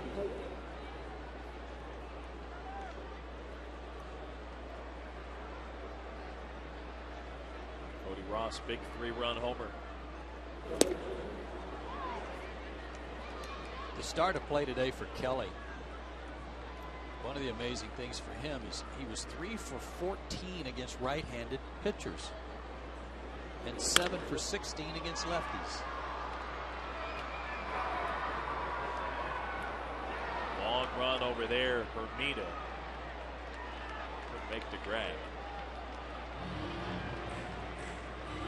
Kelly just wearing lefties out. 0 for 3 today, so 3 for 17. Hermida made a good effort. Like a fan to help deflect that one away from him. Way to go, fan. Yeah, that ball's fair game in the stands. Yeah, I don't know what to tell you on the lefty thing with Kelly. I mean, that it's that severe. Got our own Steve Bartman down there.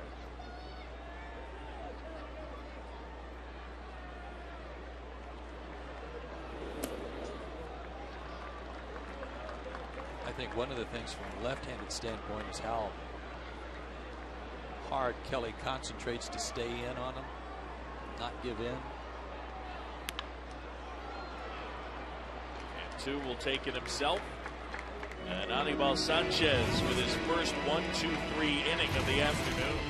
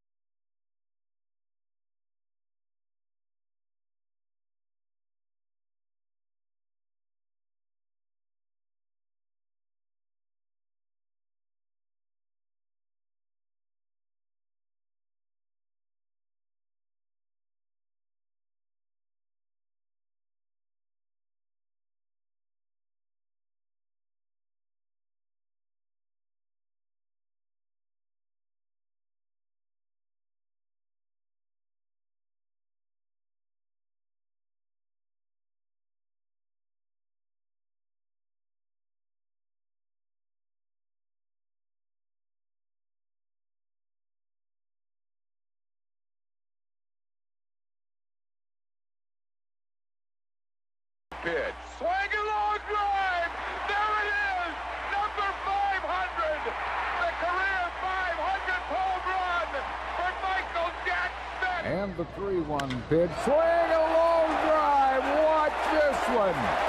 Out of here. Home run, Bobby Abreu.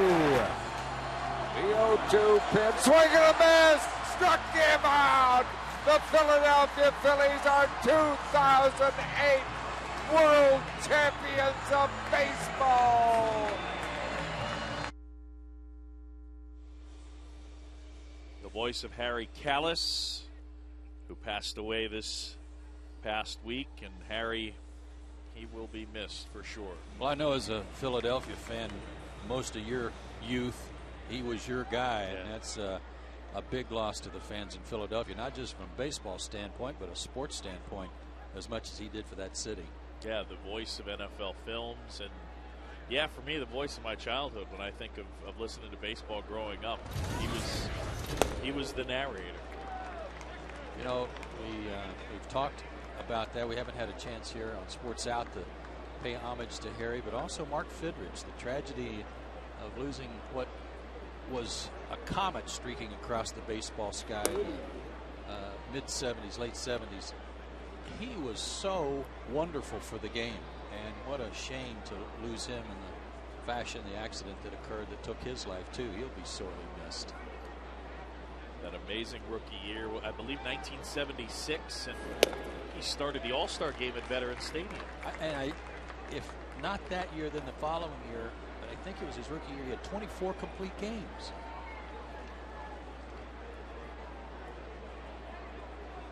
Suffered an arm injury, and as quickly as he got to the big leagues and was such a huge factor, that quickly he was out of the game.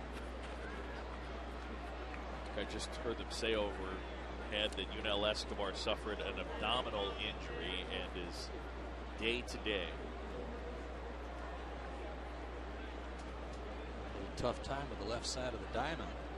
Chipper's hand, and now hopefully Yunel's is a minor injury.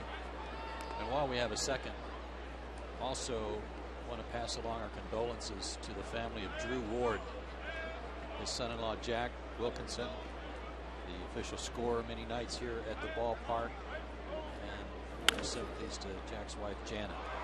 Nice play from his knees. Oh, goodness. Wow. Yeah. Martin Prado throws out Emilio Bonifacio, who absolutely flies. Two really good plays by Martin Prado since he came into the ball game. One, a hot shot, backhanded. This one, the diving stop. He knows he doesn't have time to get to his feet with Bonifacio running. He got a good stretch and a little help from Casey Kochman coming to get the baseball, and got the call over there from Kerwin Danley. Great play by Martin. He's wrapped all around himself there. Able to get enough on the throw.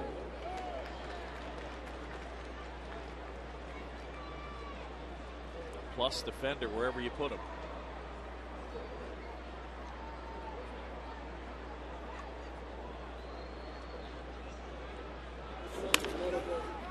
Kelly Johnson to his left. Bennett's gotten the first two. Jeff Bennett's ERA coming into the game today is 2.25. Better than respectable. That's darn good. If he finishes the season there, you certainly take that. But he has been just in trouble battling the whole time.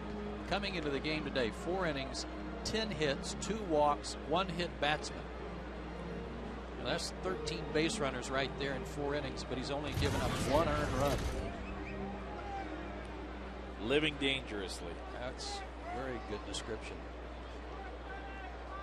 Well, let's see if he can come up with a 1-2-3 inning here in the 7th. Hanley Ramirez is 0 for 3.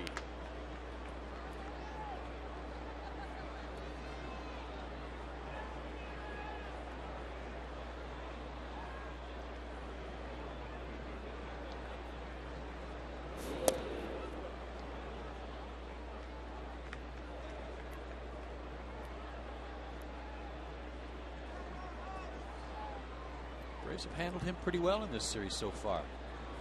Just 2 for 12. Right field. And indeed, Jeff Bennett does get him 1, 2, 3. Time to stretch in Turner Field. The Braves are down 3.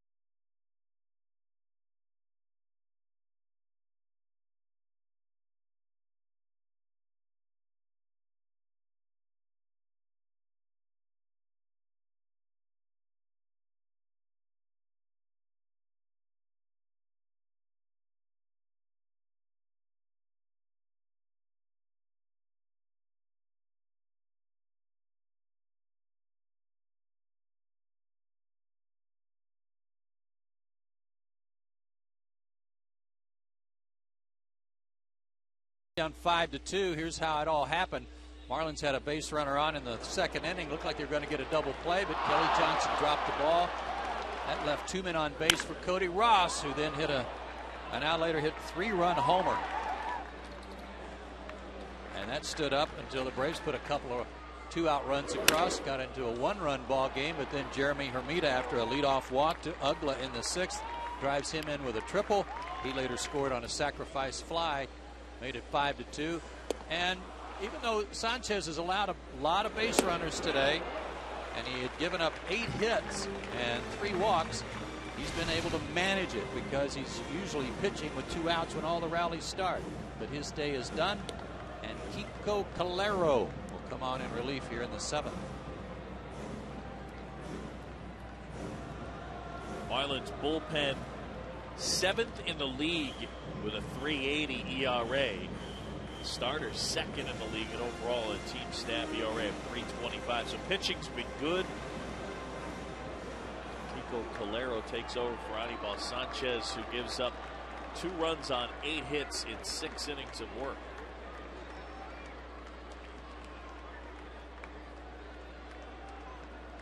Sanchez right now in line for the win. Infante, then Prado, and then Garrett Anderson against this righty.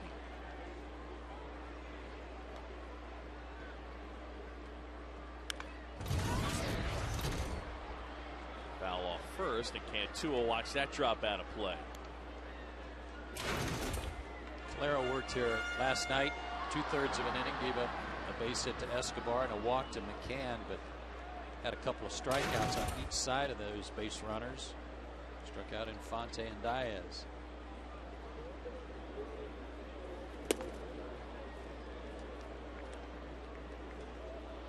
And that was at a point when the game was just a 1-run game, 5-4 Florida, when the Braves were threatening.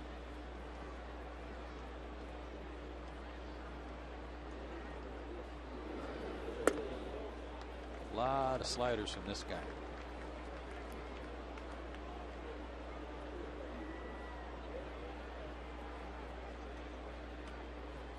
Went from St. Louis to Oakland and had a couple of good years with the A's. Their bullpen should be in pretty good shape today, which is not a good sign for Atlanta with respect to not having to use Leo Nunez last night and did not use Matt Lindstrom. So they're both available in back of Calero.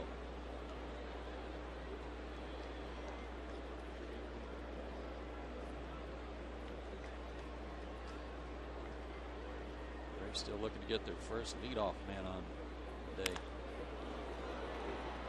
Popped up shallow right, Cody Ross. And they still have not gotten the leadoff man. And a rare day for Omar Infante, 4 pop-ups. He's more of a line drive, hard ground ball through the hole type guy, but 4 flyouts today.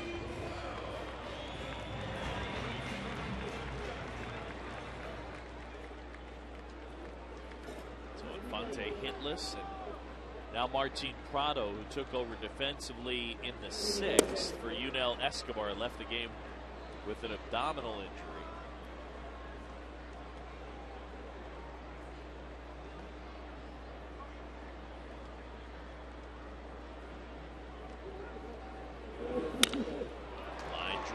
Hermida reaches up and pulls it down. The abdominal injury was the rib cage strain when you played, right? Yeah, in between the ribs, the intercostal muscle. I think that's what it's called. Here's when it happened. You're now trying to leg out an infield hit, and after he crossed the bag, kind of down and was rubbing the abdomen area around his belt. Renny Gonzalez out to the mound, makes the move, and he's going to bring in the lefty. Breaking the action. Marlins up 5-2.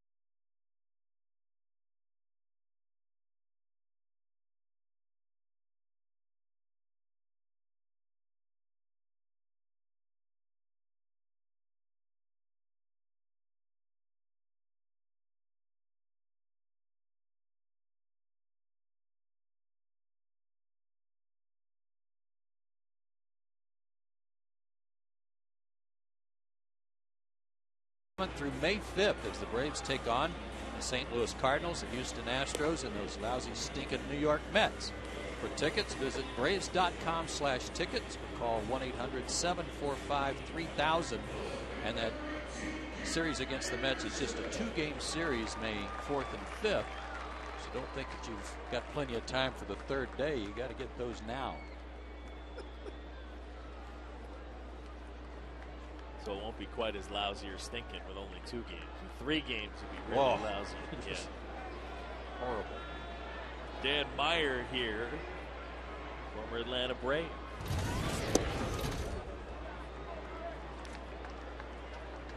He pitched last night and was sharp. Retired all 4 batters that he faced, including a strikeout. He was a pretty big prospect, former first-round pick by the Braves. And he went to Oakland in the Tim Hudson deal. They were hoping that he would pan out as a starter. He just really wasn't able to stay healthy the entire time and didn't perform all that well.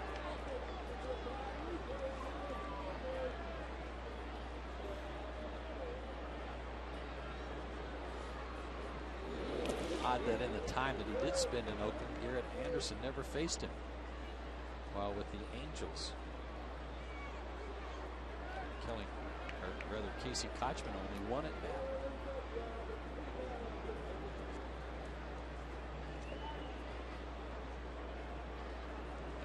bat was last night, so he didn't get a lot of action against the Los Angeles Angels of Anaheim. 3-2 now. Let me ask you a question. If they're the Los Angeles Angels, why are they the LA Angels of Anaheim? Can't they just be the Anaheim Angels that's near LA? I don't even know what to tell you on that one. Meziga coming in. And the Florida Marlins of Florida lead the Braves. It's 5-2. We'll go to the 8th.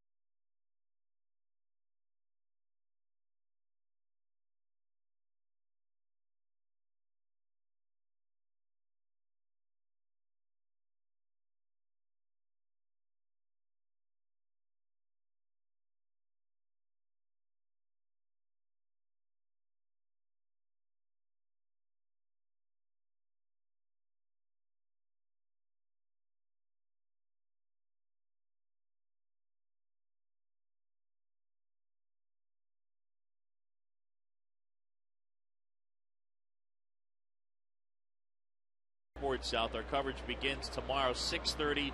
Dodge Braves live. We follow up with Game 2 against the Pirates on Saturday at 12:30. On Sunday, we wrap up the 3-game set at 1. Another special presentation of Braves on Fox Sports South. Sunday Braves. Don't want to miss that. And the Braves get no breaks there on the rotation. They get 3 toughies from Pittsburgh: Mahalam, Snell, and Zach Duke, who was brilliant his last time out. He's 2-0. Zach Duke had a good September last year and a good spring training. His first 2 starts have gone well.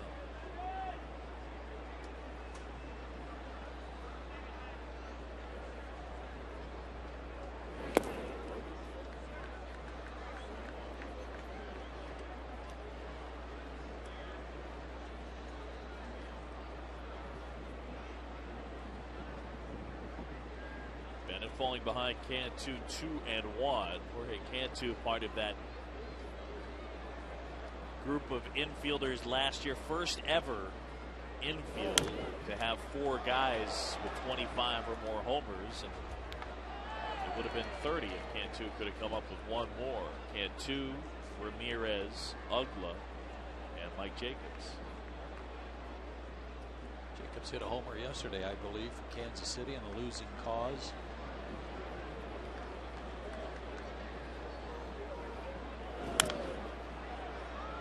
The other thing, too, that we did last year with that group, Hanley Ramirez signed that extension, but it didn't kick in until this year. So they got 4 infielders all to hit 25 or more homers for Freddie Gonzalez. I think the combined salaries was like $1.5 million for the whole infield. Strikeout for Bennett.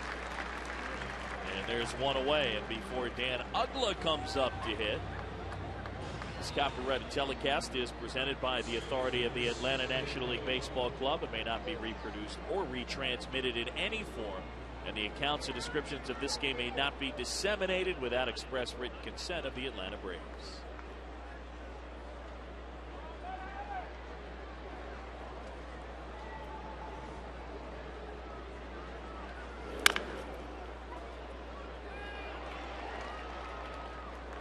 say a foul ball.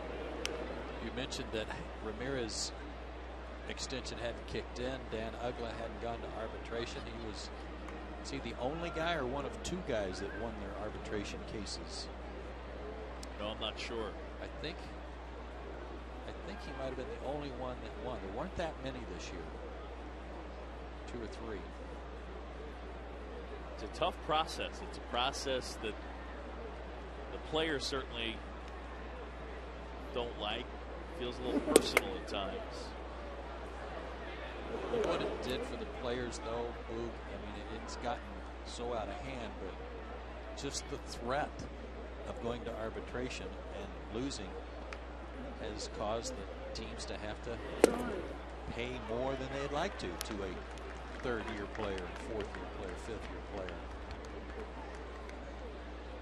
I remember when it first came into place, there were owners and general managers saying it's not the free agency, it's the arbitration we let slip through in the negotiation.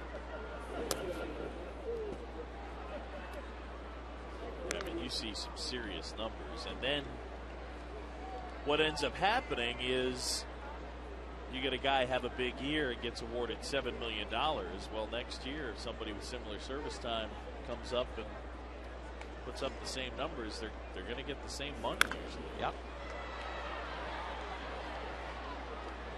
I was in the game way back when free agency came into existence, and one of the owners, Charlie O. Finley of the Oakland A's, said, hey, let's have free agency every year. Every player could be a free agent at the end of every year. And the Players Association gasped, hoping that no one would listen because of what that would do to the market. Absolutely. And the owners didn't get it. I mean, the Players Association was terrified. Yes. Because they understood what that would end up doing to the marketplace, whereas there was just an overall fear from the owners about free agency. Ugla with his second hit of the day, and he's 2 out of 3. What a series he's had. 6 hits in 3 games. 6 RBIs. He was an all-star last year. He was bothered by an ankle injury last year. There's interesting splits for Dan Ugla. He had a .374 on base and slugged .605 up until June 29th. Then he hurt his ankle, and he slugged .398 the rest of the way. So the numbers, and hit .225 the rest of the way. Yeah. And he had that horrible all-star game too. Gosh. Booting the ball around, striking out. I talked to him. We saw the Marlins right after the all-star game, and I talked to him by the cage. And he had a great attitude about it. He says, something about, if it doesn't kill you, it just makes you better. But there are those numbers you were talking about that reflect some things that were caused by the ankle. With 3 errors in the All-Star game, they opened up the second half at the Phillies. Rollins and Victorino, first game of the second half. First 2 guys hit ground balls at him, and he handled the plays flawlessly.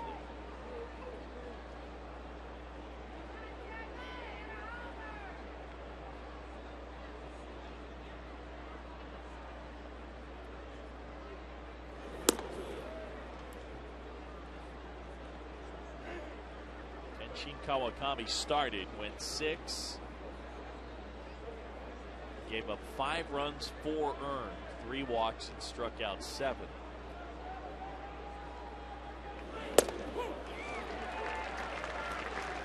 Strikeout there. Second of the inning for Jeff Bennett, 2 away. I'm not sure what Jeremy Hermida was looking for, and he really looked back at Dana Demuth, but this is a fastball tailing back to the middle of the plate at 93. Had something on it, belt high. And a look from Jeremy, but I'm not sure what the problem was. That was right there. 2-seam fastball just ran back over the inside edge. Well, here's Cody Ross about to hit as Hermida gets his equipment away. Cody Ross has knocked in 4 runs today. I was going to say earlier, he came in hitting 115. Maybe he was just waiting for May, because May of last year he hit 280. You figure, okay, 14 for 50. 10 of the 14 hits were homers. That's a good ratio. By most counts, that's a good ratio. And that 115 last night starting play was hitting 087, and he went 0 for 2, walked, got hit by a pitch, and then his last at bat in that 5-run ninth, he got a single. Consecutive hits his first 2 at bats today, so 3 straight hits before the sacrifice fly in the 6th. He's coming around. Like Ugla was going there. Got caught leaning a little bit. David Ross, by the way, very good at throwing out base stealers if his pitchers will give him a chance. Over 35% in his career.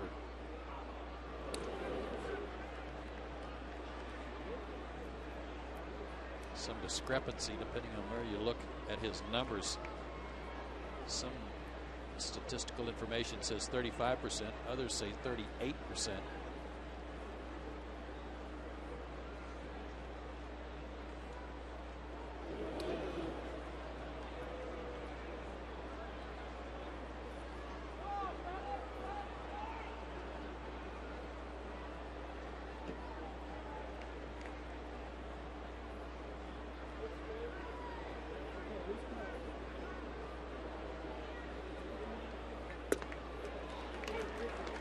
Cleveland's taking a lead over the Yanks 1-0. Will they tear down the old one, the old Yankee Stadium? Are they just going to turn that into a parking garage?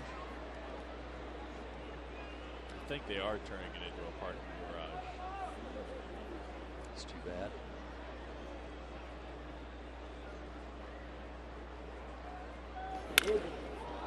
Liner into center, and Cody Ross has gotten himself into a groove. 3rd hit of the day, and runners at 1st and 2nd. Ross has knocked in 4 of the 5 Florida runs.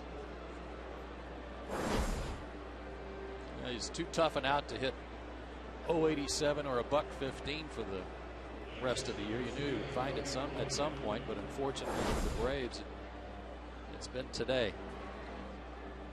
You know, it's funny you mentioned that about Yankee Stadium. I'm not old enough to remember it as old Yankee Stadium, so for me, I grew up going to it when it was, you know, redone, refurbished, all that stuff, and it just didn't have the same flavor as like a Wrigley or a Fenway. I agree with you. Paulino bouncing into the fielder's choice. Not at all the feel of the old Yankee Stadium. We'll go to the bottom of the 8th. Anderson, Kochman, and Frank Gore coming up.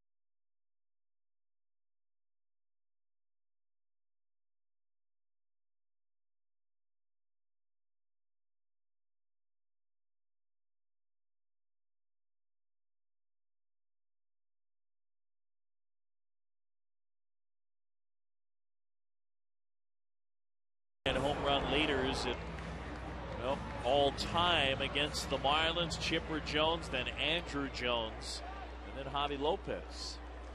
Javi and Andres Galarraga hit two of the longest home runs I've ever seen hit in limited time down at Dolphin Stadium up into the upper deck in left field. Crushed. I do believe Andres Galarraga, when he was a Rocky, hit what is still the longest home run in Dolphin Stadium history. Rip, caught, nice play. I mean, that was a bullet, and Cantu stole extra bases from Casey Kochman.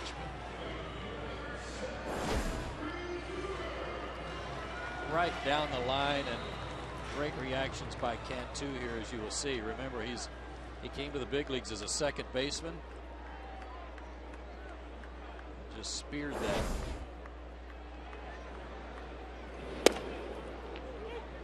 Leo Nunez reminds me a little bit of Juan Cruz, kind of a long arm, wiry guy who throws hard. He's fallen all over the mound. Cruz also a former Brave that went in the Hudson deal with Meyer.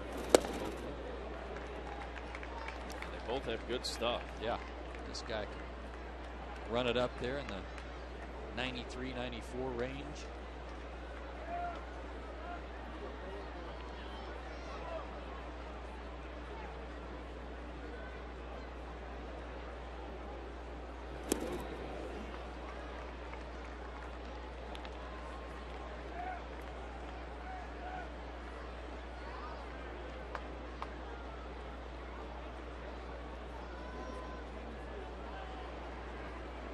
She's had a good day. Braves got to get something going. 5 outs left. Good slider, hard slider. 85.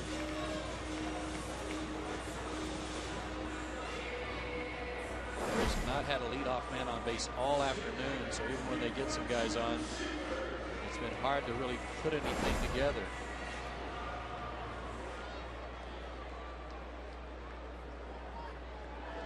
Without Francoeur's two out hits, the Braves would not have anything on the board. Jordan Schaefer's had a tough day, 0 for 3 with a couple of strikeouts.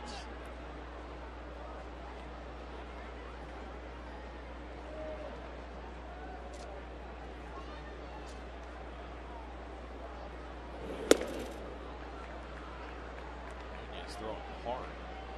That one at 94.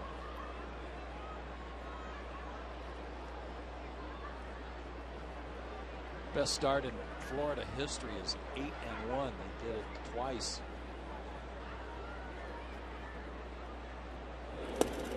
One of those years was 97. They went on to win the World Championship.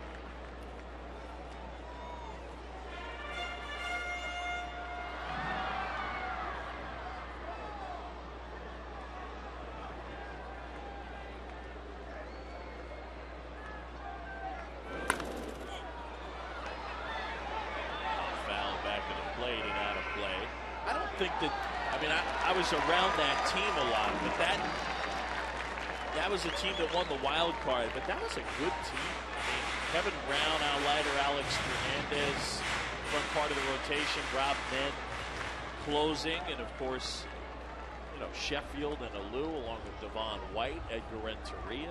Bonilla. Yeah.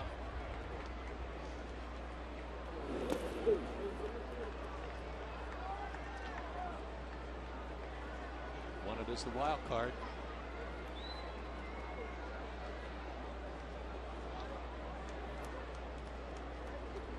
Clinched their spot in the World Series right here, beating the Braves in the NLCS.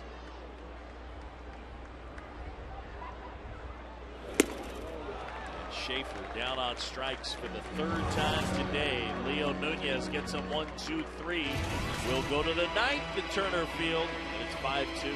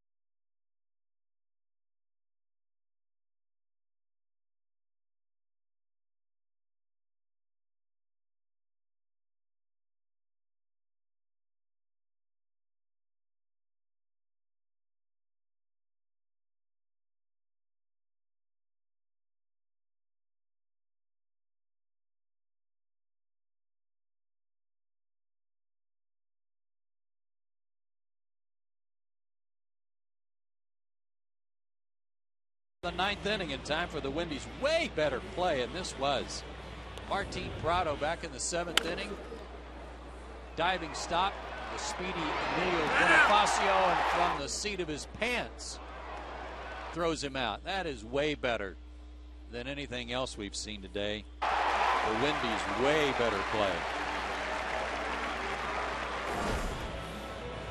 I think you do that way better than I do.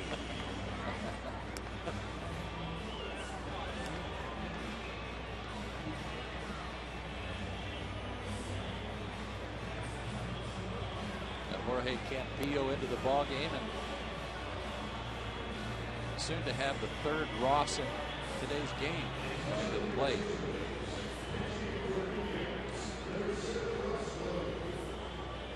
Campillo got roughed up here last night. Came in and worked the ninth in relief of Blaine Boyer and couldn't quite put out the fire right away. Gave up a run on a couple of hits in 2/3 of an inning.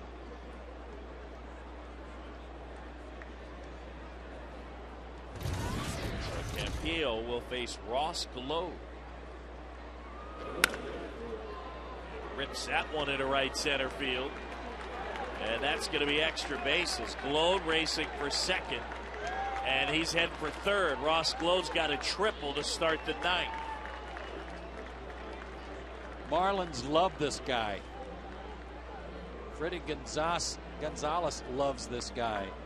They were looking to add a left-handed bat to their bench at the end of spring training, or considering a couple of other players, including Jeff Jenkins, who had been released by the Phillies, and Frank Catalanato, who was released by the Rangers. But they settled on Ross Gload, and they're very happy they did. He can play first, he can play the outfield, and gives you a solid at bat, as he does here coming off the bench. Infield in. Yeah, Ross Gload was a 13th round pick of the Florida Marlins back in 1997.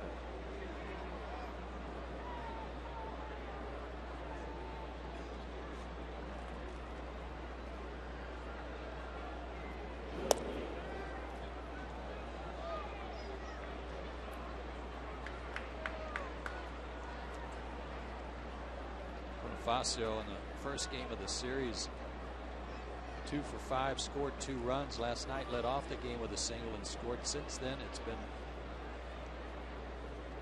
nothing. After the first inning last night, he went 0 for 5 with 4 strikeouts. Today, he's 0 for 4 with 2 more strikeouts. So Atlanta pitching doing a much better job on him, and he is fighting to try to find another hit.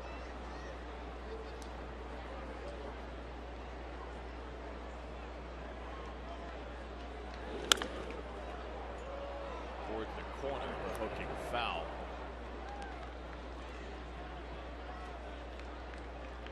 Well, again, we touched on it in the open. Bonifacio's a guy that gives them defense, so that will stay constant. He gives them speed, but the speed variable is contingent upon getting on base, and he's going through that slow patch right now, and he's now walked once in 43 at-bats. So your point is a good one, in that working the count's not a bad thing if you're leading off. If you're going bad, it's that old adage of, well, you're not going to walk your way out of a slump, but at the same time, part of his responsibility is to get on base any way he can.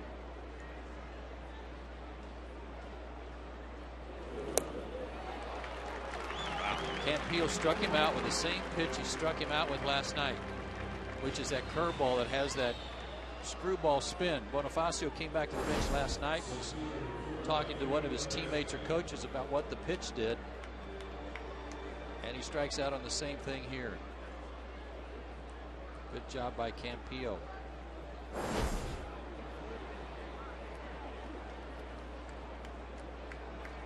Infield stays in, and Meziga at the plate. The switch hitter is 0 for 4.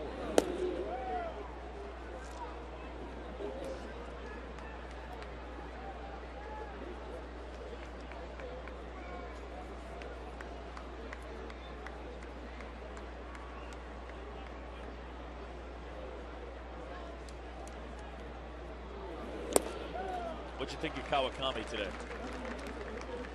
Better. He was better. He had the good curveball working. He walked 3. That wasn't an issue until the 6th inning when he walked Ugla leading off the inning, and that set the stage for a 2-run inning. I like him. I think he's going to be a big help to the rotation. He seems to have a knack, or seems to know, and he's 33 years old, you would think so, how to not let a big inning get to him. Meziga base hit and an insurance run for the Marlins. 6-2. First RBI of the year for Meziga. Here's some video of Kawakami from earlier today. Struck out 7 batters this afternoon. Good fastballs there. Good slider.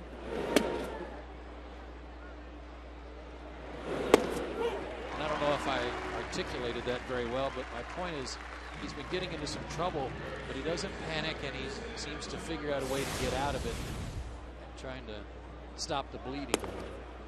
Runner going, throw to second, tag, got him.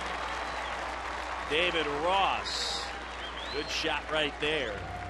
How about that quick release? He got the ball out of his glove so quick, like a middle infielder. All in one motion here. And an accurate throw at that.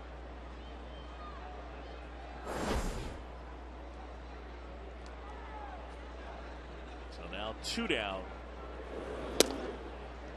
Is it just me, or does David Ross's chest protector look real narrow between the shoulders? He's got those pads on top, but when he was standing up, it's almost like that area right across his pecs is cut narrower, where it makes it a little easier to throw, perhaps.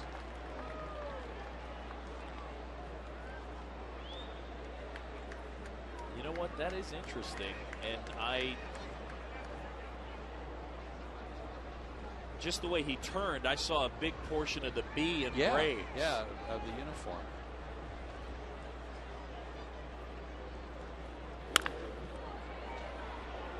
Schaefer has it, and that's the inning. With the Marlins tack on another, we'll go to the bottom of the 9th. Last chance for the Braves, down 6-2.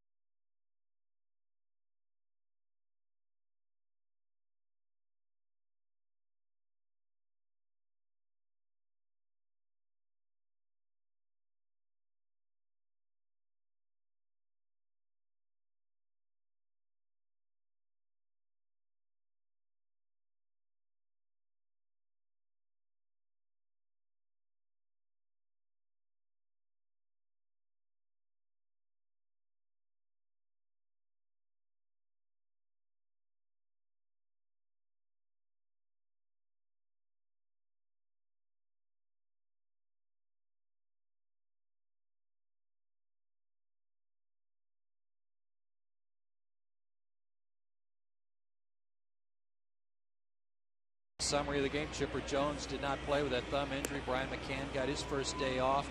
Yunel Escobar left the game with an abdominal strain that will bear watching. He's listed as day-to-day, but big days for Cody Ross and Dan Ugla. Ross really breaking out of his slump with a 3-for-3 day, a home run, 4 RBIs. And here's that play involving Escobar trying to leg out an infield hit. He was thrown out, but right along there he slowed down and was grabbing at his abdomen right around his belt and had to come out of the game. Hopefully nothing serious.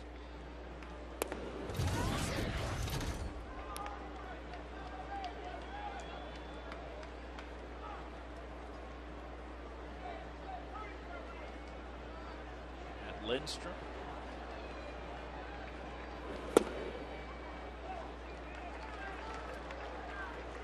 2-0 now to David Ross. Lindstrom on the season. There are the numbers. Takes over the closer spot for Kevin Gregg, who's with the Cubs. Not really sure what they're doing in Chicago as far as the closer spot. I mean, Gregg won it, but he's gotten hit around.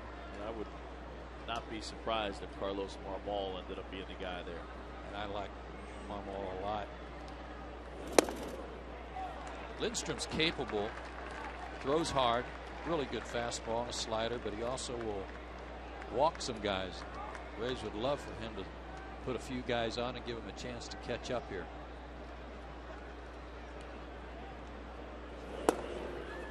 Ten in a row set down by Florida's pitching dating back to the 5th inning.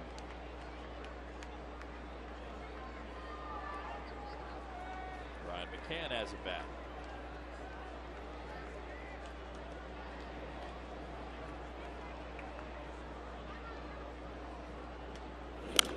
We've talked a lot about how here at the start of the season the Braves offense has had a lot of good timely hitting, guys off to good starts, but the Marlins have done a real good job of coming in here and shutting down the offense. 1 run, 4 hits in game 1. That was a home run by Kelly. 4 runs on just 6 hits last night. And they do have 8 hits today, but they haven't been able to bunch them together. 2 runs to show for it.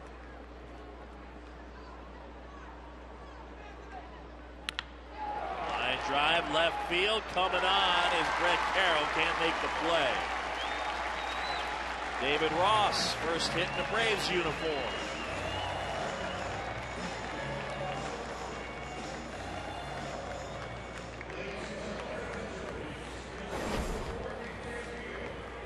Fastball at the letters. Count in his favor.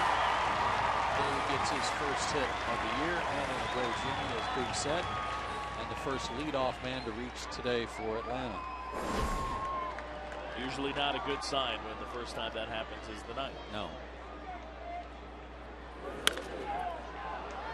McCann, first pitch swinging, pops it up. Bonifacio dropped it.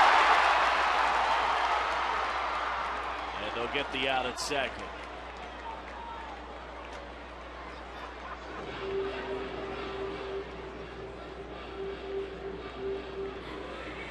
No error charge because he was able to get the force out at second base. Fighting the sun a little bit. Even tried to use 2 hands there, but couldn't close the deal, and nothing Ross could do. One was too far off first, and they get doubled up. So for Bonifacio, fortunate for him, he was able to pick it up and get the lead runner, even though he didn't even make a good throw to Uggla down there.